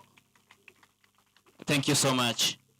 I'm made to understand that the speech is covering up for the committee as well, or the staff of DBR. They were supposed to come next, but allow me now to bring in the coaches. The coaches, where are you? Are you ready? Yes, as the coaches get ready, let me have Kevo say something. Kevin, karibu. Yes, to the chief guest, Madam Sarah Malet, of course, the director of gender, and of course, the coaches, the teachers, the other invited guests, the students. It's a wonderful day today, being the 30th day of June 2024, the final day, of course, of the month. It's a great, great, great honor to have all of you here show up in order to celebrate the milestones that have been achieved so far in mentoring and coaching the young girls to, of course, stay in school, create a vision for their future, and build leadership skills to help them for a lifetime. My name is Kevin Otieno, and the reason I have requested to speak is because of the chief guest. I had a chance to use this camera at Cero Vocational Training Center, where I had a chance to, speak with her. First of all, to witness her address issues that this organization is also working so hard to address right here on Rusinga Island. And when I approached her after the session, and of course suggested that she attend this event, she said, "What are you waiting for? Send me an application, an invitation letter." And I'm actually excited to have you here, madam. And of course, feel so very much at home here on Rusinga Island. Yes, I see my team here with me, so I'll pass the baton, the microphone on to the director, that is Moses Weke, to, of course, carry on with the rest of this leg. Thank you, Madam Sarah, the governor representative, and the gender director. Because of time, I think we will just say our name. I'm Moses Weke, the director and the co-founder of Dream, Believe, Repeat. So let me pass it to Titi, aseme majina. Our chief of guests, coaches, teachers, and students, I greet you all. My name is Atiti Delvin. I'm an intern in Dream, Believe, Repeat. Thank you so much. I'll just repeat Farida Abdul. I'm the program manager. I want to say something about Delvin. She's our beneficiary. She was once like them. She's heading to Kisii University in August. Clap for Atiti. Thank you so much. So I think I may say that we have 7 guest speaker. We call them coaches. I don't know whether they can come now and speak. Do you think that is good? Can you come? Can you come, our coaches, our 7 coaches? Because of time, Sarah is leaving for another function. Let's come. Edwin, wherever you are. So these are our coaches. They are coming from within Kenya and from different parts. So they will just say their name, where they are working, and maybe how they found Dream, Believe, Repeat organization. All protocols observed. Good afternoon, everyone. My name is Winnie Juma Ogembo, Anyadala. Natoka huko Rusinga West, Rusinga East, Wawari North. I'm an environmentalist by profession. Currently, I'm the project coordinator, WANC. WANC stands for Women in Water and Natural Resource Conservation. I'm based in Narok. So I'm more in conservation world. And what do they say? Charity begins at home. Sindio, siwezi kuwa na conserve the other places and my home is so dry. So I came here to mentor the young girls about environmental sustainability, because we say when you empower a girl child, you are going to empower a generation. Thank you so much. All protocol observed. Good afternoon. Good afternoon again. My name is Dache Faustin. I'm from Gimara International. That is where I do my part-time lecturing in occupational health, safety, under construction sites. I also work with Top Marks as an administrator. I help young generations to get to jobs from training process, getting to know what you can do with whatever grade that you get from KCSE to college, the process. I will walk you through it. That is what I do. And me being here was much a pleasure because, again, now I'm meeting young generation and I'm letting them know this is the grade that you're required to have for you to do a certain course, for you to achieve your career goals. So I'm so glad that we interacted with most of you and I gave out my contacts and you also have my name. So please try to reach me through my social media should you need any help, okay? Thank you so much. All protocols observed. Good afternoon. My name is Edwin Onimi. I'm a gender activist, and I'm also passionate about girl child development and empowerment. I work for an organization known as Women Like Us Foundation. We are based in Nakuru, and I'm privileged to have been selected as part of the coaches just to make sure that you are working together to make this day a success. God bless you. Because of time, so time is against us, so all protocol observed. My name is Marino Jode.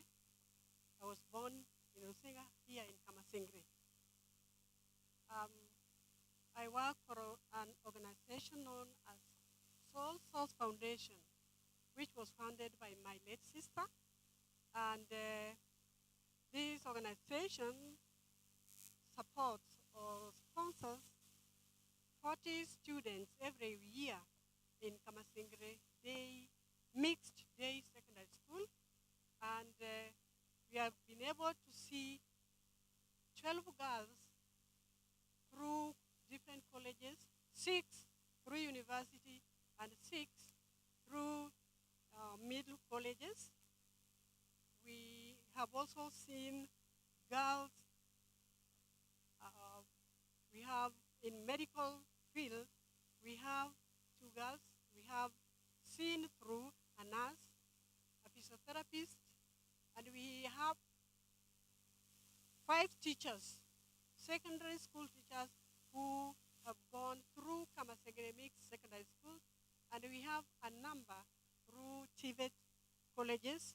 Right now, we have 2 girls at the university, one in Machakos University from Kamasegere Mixed Secondary School, and one Maseno University.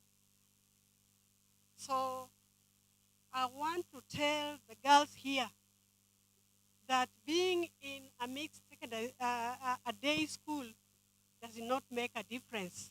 These 12 girls, they're all from Kamasegere school, but they're only girls. They're also boys who finished, and they even came back to teach. When the 40 students that we sponsor, the girls we take to colleges. When they're through with high school, we make sure that they go to colleges so that we just drop them there.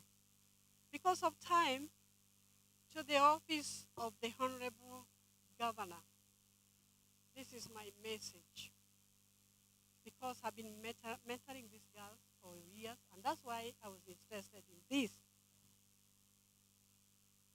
Well, I'm a teacher by profession, retired, but I remember when I was teaching, we had a book called the Career Guide, and we used to have career guide teachers.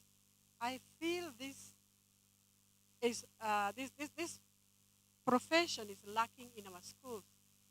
Many boys, girls, after school, they don't know what they need to do because they have nobody to guide them. If this can be agenda, especially in the Ministry of Education. Please let's guide these children to go for the right courses. Amongst the 6 girls who have gone through the university and are working, some had been lurking around for about 5 years with B minus, C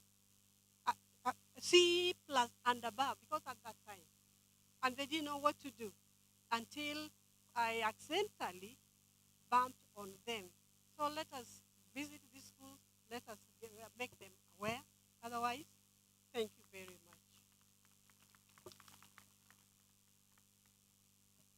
Good afternoon, everyone. My name is Jacqueline Jackson.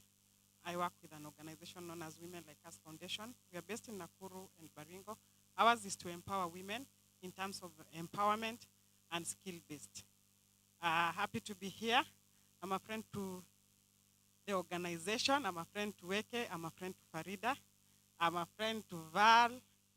And I was invited by them to come and share my experience as a girl who comes from a marginalized community and how to overcome the challenges that we face as women and how to create our own avenues as women in terms of creating cash. Me, I believe in women who make their own money and stand for their rights.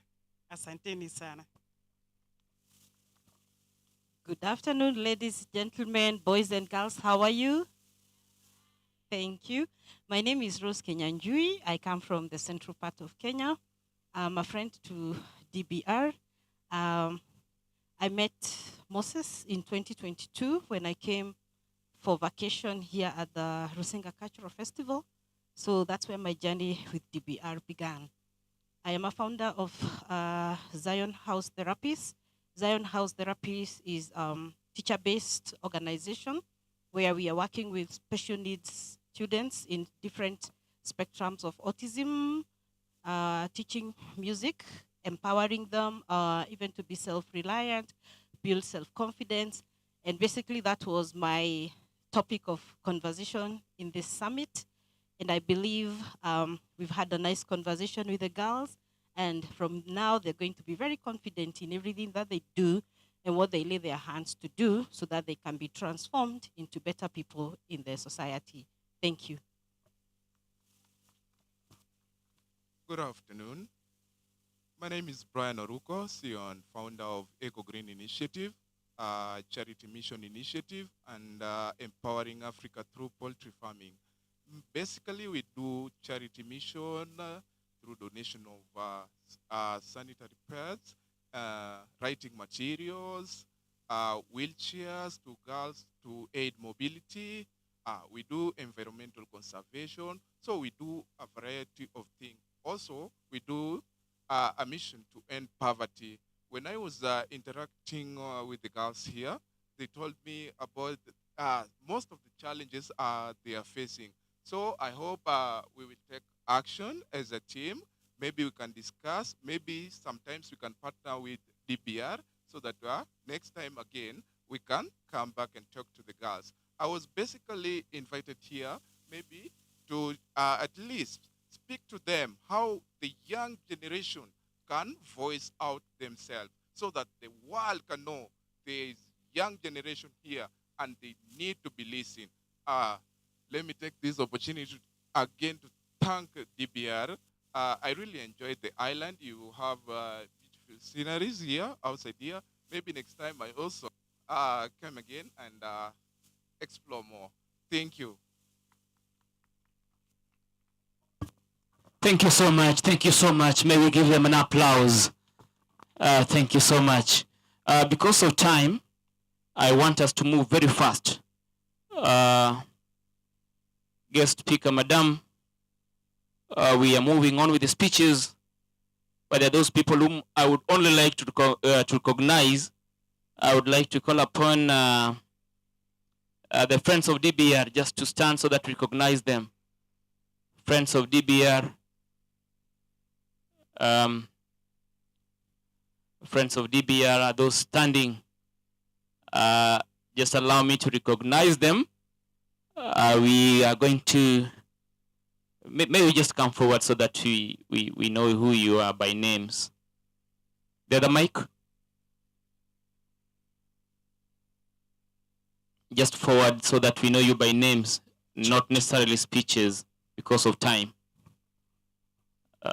Maybe you turn to face the dais. These are friends of DBR. Just move forward. All protocol observed. My name is Ken Okumu, founder of TAR Youth Group.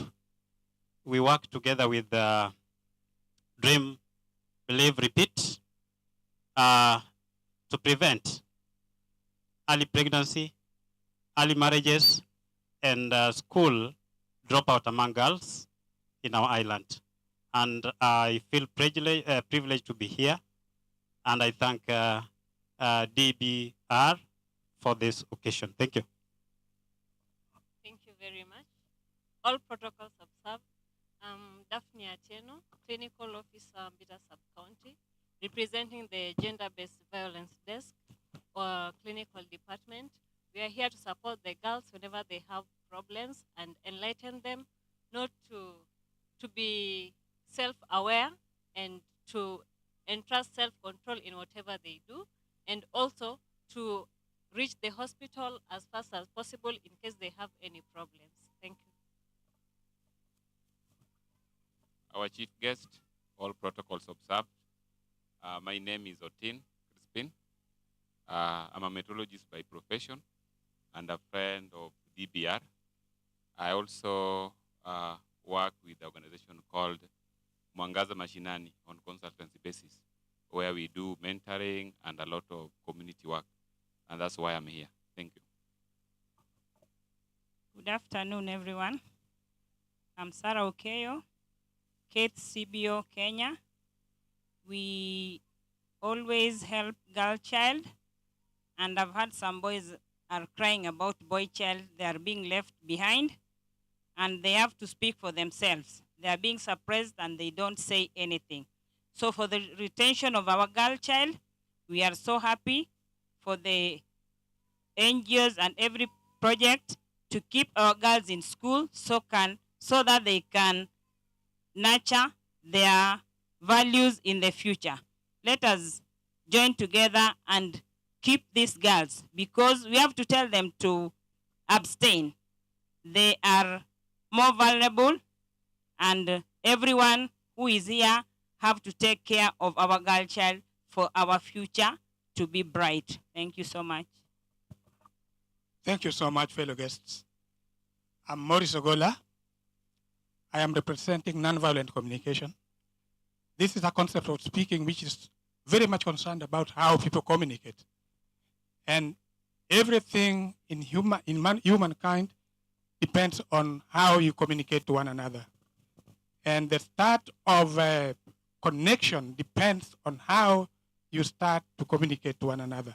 So with nonviolent communication, we are trying to come up with a concept that will allow us to really understand and get connected and deep feelings of each and individual, so that we can live in harmony, just to make us be humans and understand needs and feelings of the other person. So I'm working with the Rusinga Organic Farm Association, which is developing also a program in nonviolent communication. Thank you. Thank you. Thank you so much. Mesikia Kizungwa. I'm also a friend of DBR. I'm also a friend of DBR. I'm a teacher by profession. Sinifiki hapo tu. Let's have the cohort girls. Where are they? Cohort. Hawapo. Okay. Teachers. Teachers. We have teachers from VFM. Teachers from VFM. Teachers from Bright Light.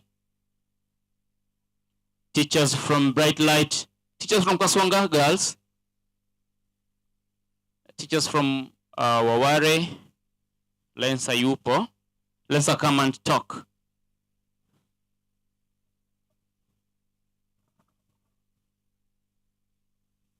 To guest, Madam Sarah,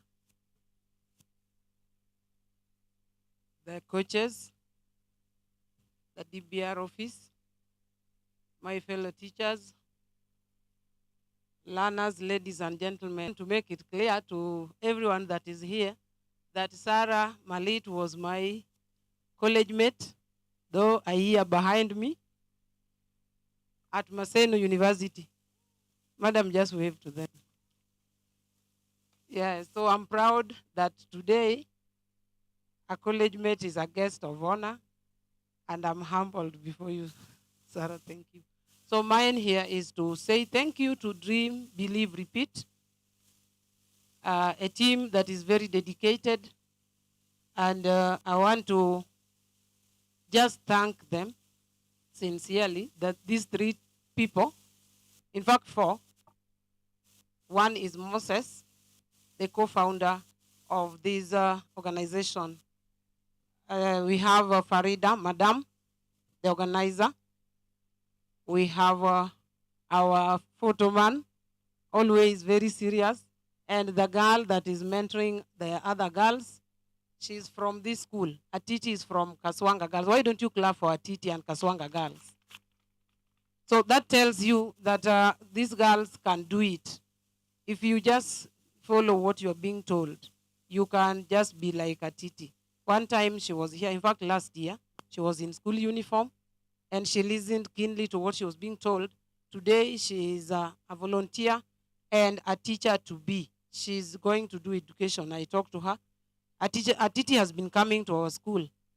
And I want to tell you the kind of impact that she has left in our school is magnificent. Girls are dreaming or yearning to be like her. So girls, can you also be an example in good things, just like Atiti? Don't be that example that people use when mentioning bad things. So Dream, Believe, Repeat came to our school, and I want to count Waware School as blessed, because once we started with them, they never left us. They've always guided us. We have even the virtual classes with Madam Valerie, the co-founder, and my gratitude also goes to her. They have always mentored these girls, and I want to stand here and confess that since they started with the girls, they have become very different in terms of perception. Their worldviews have been changed. The behavior have been changed. And I want to believe that if we believe in Dream, Believe, Repeat, we will not have any teenage pregnancy and teenage motherhood in Rusinga. Why don't you clap for yourselves?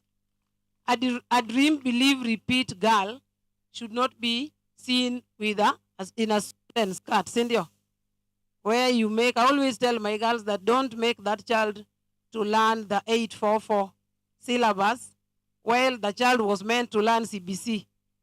Because the moment you are pregnant and you are coming to school in school uniform, it is like this child is also attending this class that you are attending. When now we teach this system of 844, the child is forced to have the system that was not meant for it. So wait for the right time, give that child the right system of CBC out together, which means be pregnant when the right comes. And that is all enshrined in the mission of Dream, Believe, Repeat.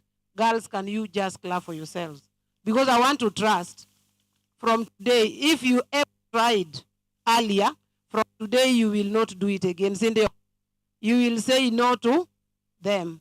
So apart from that, we have the kind of feeling that the girl has towards the dream that they sometimes hatch and then don't see any sign of this dream being a reality, now becoming a reality with DBR. So our girls are empowered, in brief, and they believe that you can hatch a dream, nurture this dream, and then achieve it just by repeating the behavior that are meant to guide you and help you achieve your goals. So much to do with Dream, Believe, Repeat is going to be seen later in life when we have these girls also incorporated in the same organization and mentoring them. I'm happy that Madame Farida is saying they are trying to have the peer counselors in 5 years to come. The peer counselors are people like Atiti, who now learn from the Dream, Believe, Repeat, come and again nurture the same people almost of their age. You know, when you look at us, you might think that going to university was only possible during our days. But when you look at Atiti, you will realize that it is possible even today. Sindio? So that's why we need the mentors of the same age set. And thank you for that. We would wish as a school that you extend your hands and even your help in other areas. Like a good number of them drop out of school, out of financial problems. As we help them in psychosocial problems, let's now think of their financial problems too. Some of them don't even have what we call school fee of day school. I teach at a day school at Wawar. A good number of them have arrears, fee balances, huge ones. Some of them, when they're sent home for fee, even for 1,500 for lunch, they even take 2 weeks to come back. So if you people can extend your legacies, at least to help them retain themselves in school, other than looking for other means of getting their fees, that would be our pleasure. Otherwise, I want to arrest my case by just thanking you and wishing you well. Thank you very much. End of Dream. Thank you so much. Thank you so much, Madam Lensa. You are equally a friend of DBR, as I am. We are moving forward, and I'd like to call upon our partners. We have Brother Martin Shikuku. Brother Martin Shikuku is going to do a speech. Be mindful of time, please. And then we are going to have a speech from Suzanne Oshiri, Black co-founder. We have her speech here with us, going to be read. Karibu sana, ndugu Martin. Thank you. All protocol observed. Bright Light teachers and staff, students, children from Victoria and Bright Light. Good afternoon. Good afternoon once again. Yes, my name has been said. I'm Martin Shikuku, the director of Bright Light Academy, the school that you have seen performing a very nice poems here. At Bright Light, I'm not working alone. I have my staffs, and I would like them to just wave for you from where they are. Bright Light teachers, can you stand up and wave for them? Thank you. That's a very dedicating team that are pushing to impart the future in our young girls and boys. At Bright Light, we've been partnering with the DBR, at least to empower our girls. And we know that the DBR are really doing for the teenage. And with us, we are doing it for the young girls, for the young ones. The ones you've seen here are the ones that are being mentored in our school. And they are going through what the other girls as the teenagers are doing in our school. And all this, what we've been doing at our school, Bright Light Academy, are being funded by our co-founder, Susan Oshiri from US. Susan has been very instrumental in all our programs, and she's now supporting all our programs through the initiative that she has performed in the US. Our girls and boys are very grateful, and all the supports that they are getting at Bright Light are free. We also have our ABLE chair, the ABLE chair, Dr. Salmon Owi. Can you stand and wave? Thank you.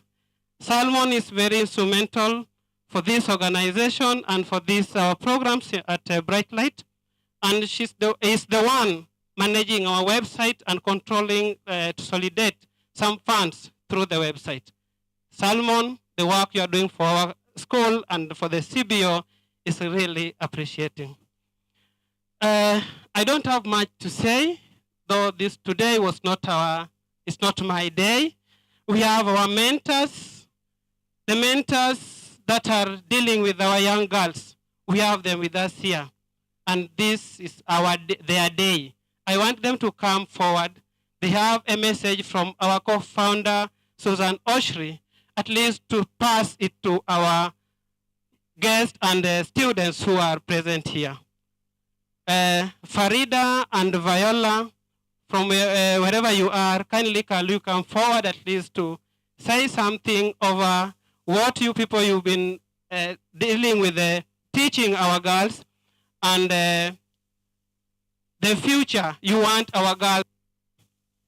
Kindly. Okay, thanks. All protocol observed. I'm Viola Martin from Bright Light Academy. I'm a mentor there, and we are helping those young ladies with whatever we have, I and Farida here. And we have a message from Susan, and Farida is going to represent it here. Thank you. The empowerment class is existing in Bright Light Academy because of Susan Oshri, and she requested DBR to take part and be the ones to mentor the girls. So I'll read just something from Susan, and I'll be very quick. Hello everyone at this fantastic DBR Summit. I'm participating virtually from California in the United States. With our dedicated school director, Martin Otieno, I'm a co-founder of Bright Light Academy since its beginning in 2019. I'm also the president of the Bright Light Kenya Education Initiative, a United States nonprofit organization committing to improving the lives of Rusinga's children through education. Our school is proud to be a partner of DBR, whose work has inspired us to purpose the goals of female empowerment with our young second and third grade girl students. I believe that by planting the seeds early, our young empowerment class girls learn that they have the same rights as boys and that the ambitions and the dreams are achievable when they believe in themselves. That self-esteem is a key ingredient to success. Led by our wonderful, caring, talented mentors, Viola and Farida, through interactive sessions, creativity, and practical activities, girls are inspired to overcome challenges and pursue their aspirations through confidence. In our workshop, they discover their own worthiness as individuals. They reflect within themselves during the class meditation. In private, they keep personal diaries. They learn emotional tools such as managing their feelings, rejecting shame, empathizing with others, treating people with respect, and showing kindness. They begin to discover how to set goals, face challenges, and understand that resilience is the face of not meeting a goal is permission to try again. These wonderful young girls recognize that their families, no matter how much they are loved, can present challenges to their future independence, and that learning to share their feelings without fear will bring freedom of thought. Our empowerment class inspires them to improve their communication skills, to speak with their own mothers at home about what they are learning. Life outside of our school presents its own challenges for young girls, and our mentors encourage them to set very careful boundaries with boys, to understand that their bodies are their own and no one else, and are to be valued and protected. Today, in this complex world, it is crucial, even among very young girls, that ideas of empowerment are planted, take root, and continue to grow as they mature. Bright Light's generation of empowered young girls are developing the leadership and life skills to speak to and uplift the next generation. Thank you, and I hope to have the opportunity to meet many of you in person on my next visit to Rusinga. You are always welcome to visit Bright Light Academy and see what our students and teachers and mentors have accomplished. Thank you so much.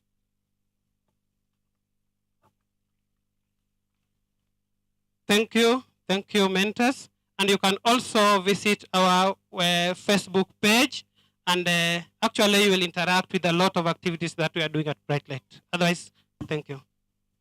Thank you so much, Brother Martin, and a speech from Suzanne, the whole team from Bright Light Academy. Thank you so much. May we have our next speaker? I can't see Tom, Director Victoria Friendly Montessori. He's not there. Is Bella around? Rusinga Island Lodge? Hayupo? Anakuja? Okay, we'll have her when she comes. We have the Thai youth group.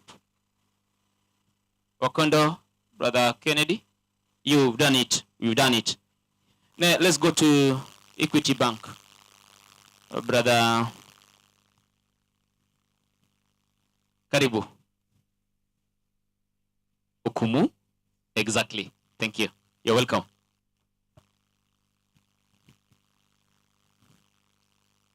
To our chief guest, director, gender, my fellow guests, teachers, students, good afternoon. Because of time much spent, I'll just highlight one of our purpose being here as Equity Bank Limited. First of all, as Equity Bank, we have a foundation that one of our major pillars, we focus in education. Education is the pillar that break norms and poverty. As we all know, as Equity Bank, we have different types of scholarship that we offer to high-performing students and those who are needy and from vulnerable families. On the scholarship programs, we offer, first we have Wings to Fly. How many of heard about the Wings to Fly?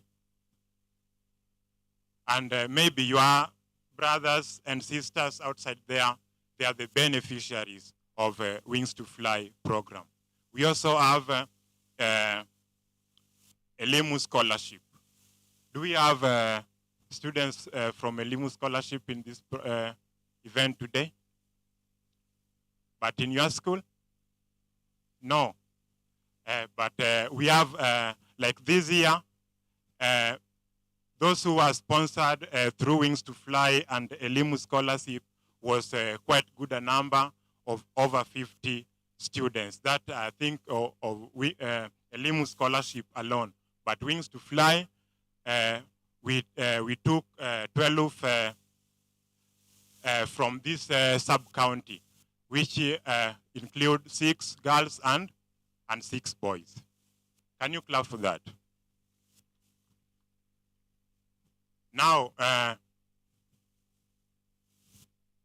on the relevance to this program, we also offer environmental conservation programs. This environmental conservation program, we do tree planting and clean energy. We've partnered with organizations that offer clean energy equipments. For example, in Homa Bay County, we have the Nyalore Impact. They offer clean energy through a system where they provide these vehicles. They also provide water sievers instead of using our fridges because of the areas that we come. Some of us are not able to access electricity. Are we together? So the third one, as Equity Bank, we also identify talent and skills.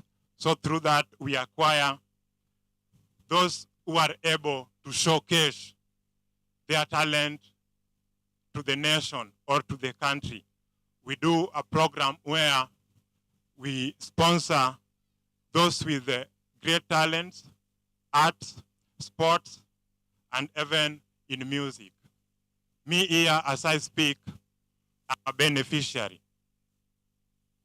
I'm a sportsman, and I represent this great company nationally. In basketball, the Equity Doomers. And I'm also an athlete. So through this, we can identify some of your talents because talents has took a lot of people to the farthest points. Like Omanyala, like those who can sing well. Our daughters here, they were really singing well to honor our governor, Wanga. Another pillar that I'm going to emphasize on is about our savings and investments. As girls, we as Equity Bank, we offer minor accounts and prepaid cards for our students. How many of you have heard about the prepaid cards? You haven't.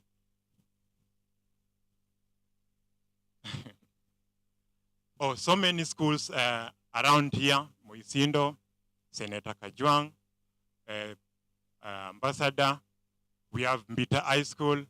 We have offered them a solution to savings and investment.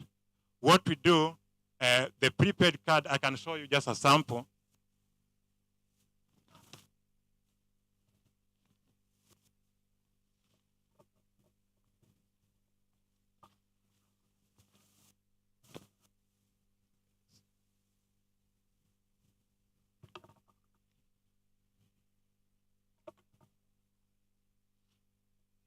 Get one, but it looks like just like a debit card. This is a card which is not associated to your account or your parent's account. But when you fill for us that form, you will note the parents' details and your details as a student. So what we'll do, we link it with your name so that when you are in school, you can use it to save your pocket money, your fare back home, and even little money that you can use to do small purchases like the one for the pads. So through this program, we have realized that most students who come from far, their parents send money to teachers at school, and maybe there might be money can get lost, or sometimes someone can steal your money. So through this program, I want to welcome you to our branch.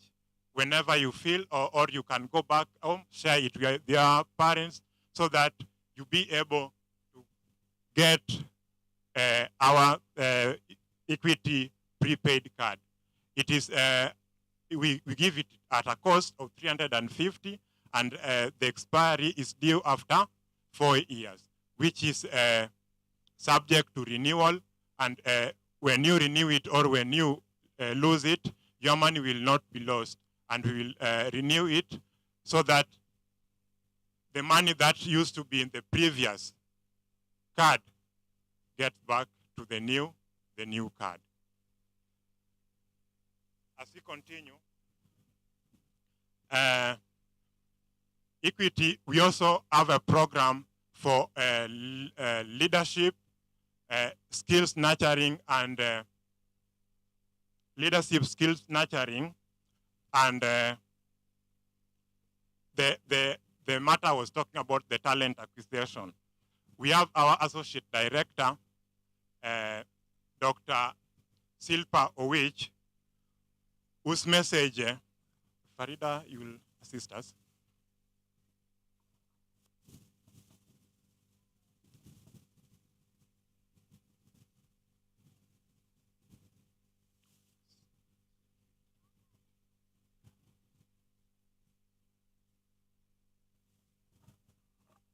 So you all represent the future of our nation. By investing in your education and nurturing your leadership potential, we as a community are sowing seeds of progress and prosperity for generations to come. That's the message from our associate director, Dr. Silpa Owich. I hope for another program, we'll have the opportunity to invite her to come over and give you the skills that is required for your leadership.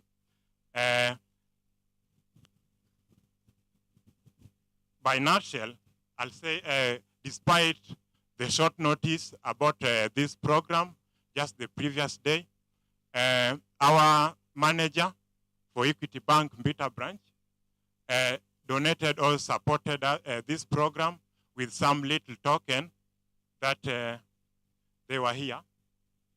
Oh, these ones. We have the pads, And we also have the bags for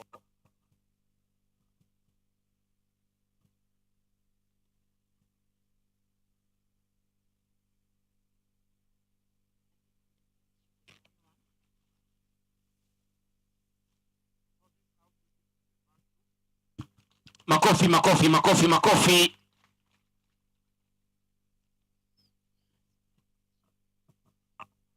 So I'll just conclude by saying, you, the girls, you represent your community everywhere you go.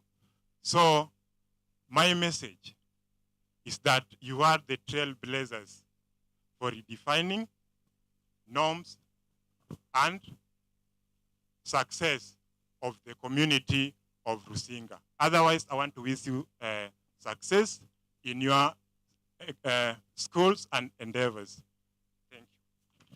Thank you so much, Brother Okumo. It's a nice thing. You've given us hope. Umetuletea vitu. We are happy. We are happy with the rewards. If you look at the program, we are now just closing. We are the closing tail of it. According to the program, we are supposed to have a fundraiser. It's not going to be there. We are going to provide you with a number, a till number that it's going to be explained later in details how it's going to be done, so that we have some funds on what Farida just said. I'd like to call upon Omwami. Omwami is a Suba word for Ruoth. Ruoth is a Luo word for king. King is an English word from falme, or ukipenda chifu. Mwami mesha kuachianga. Just get all of this thing. And after you're done with your speech, you're going to call upon the guest speaker. Alafu nitakuja baadaye. Thank you. Thank you, Kwara. To the chief guest, Madam Sarah, to the direct agenda, all protocols observed. Good afternoon. I want to welcome you all to Rusinga Island and this part of Rusinga called Kamasengre. It has been a wonderful time being together in this summit. And we've shared a lot. We've learned a lot. To the DBR team, you are doing great work. And this is really amazing.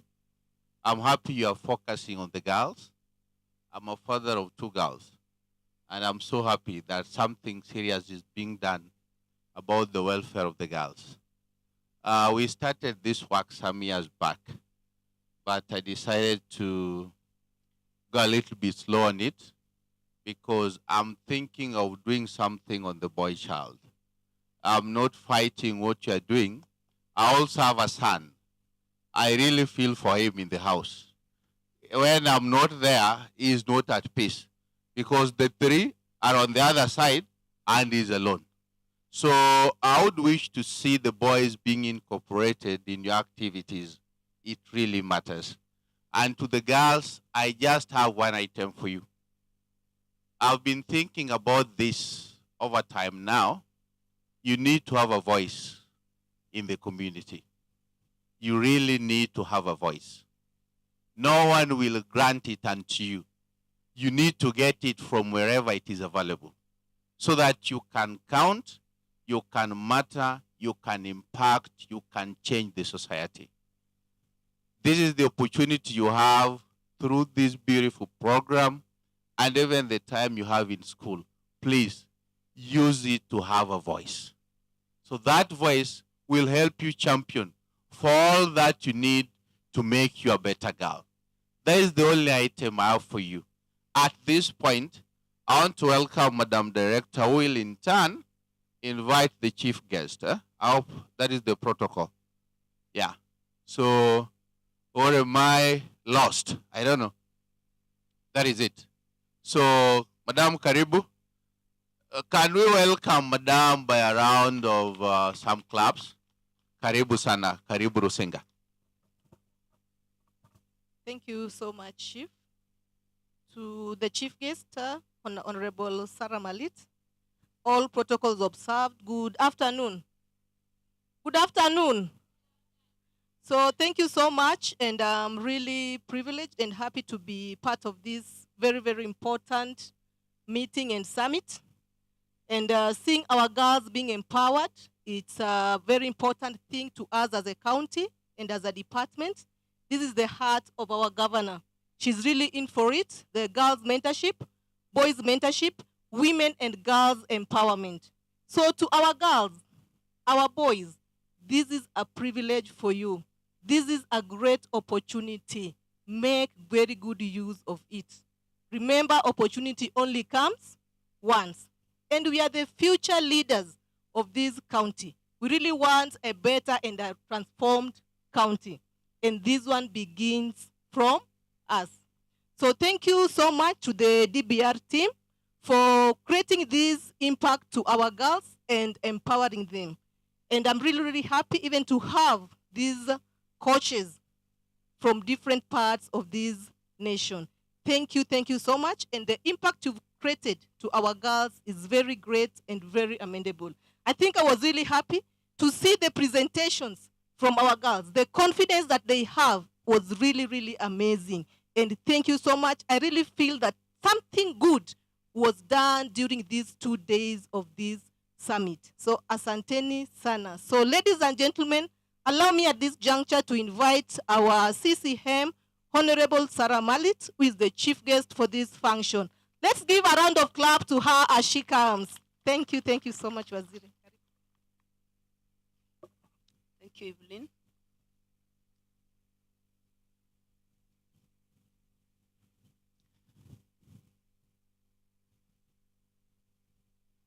I'm lacking words because the people I'm meant to speak to are not here. This place was full when we came, and now they're not here. But I'm happy these others are seated and very patient. I wish they could be called because this is going to be our last message to them. I know the attention span is very short, and this meeting has taken long. So the attention is diverted already. So as they come, allow me to stand on all the existing protocol and say good evening. I don't have a voice today. In fact, as I was coming today, I thought Evelyn was going to be my mouthpiece because I woke up with a sore throat.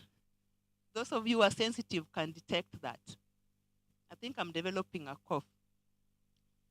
But I must say I'm very elated to be here in the place of our governor, Governor Gladys Atieno Nyasuna Wanga, the governor of the county of Homa Bay, the bay of endless potential.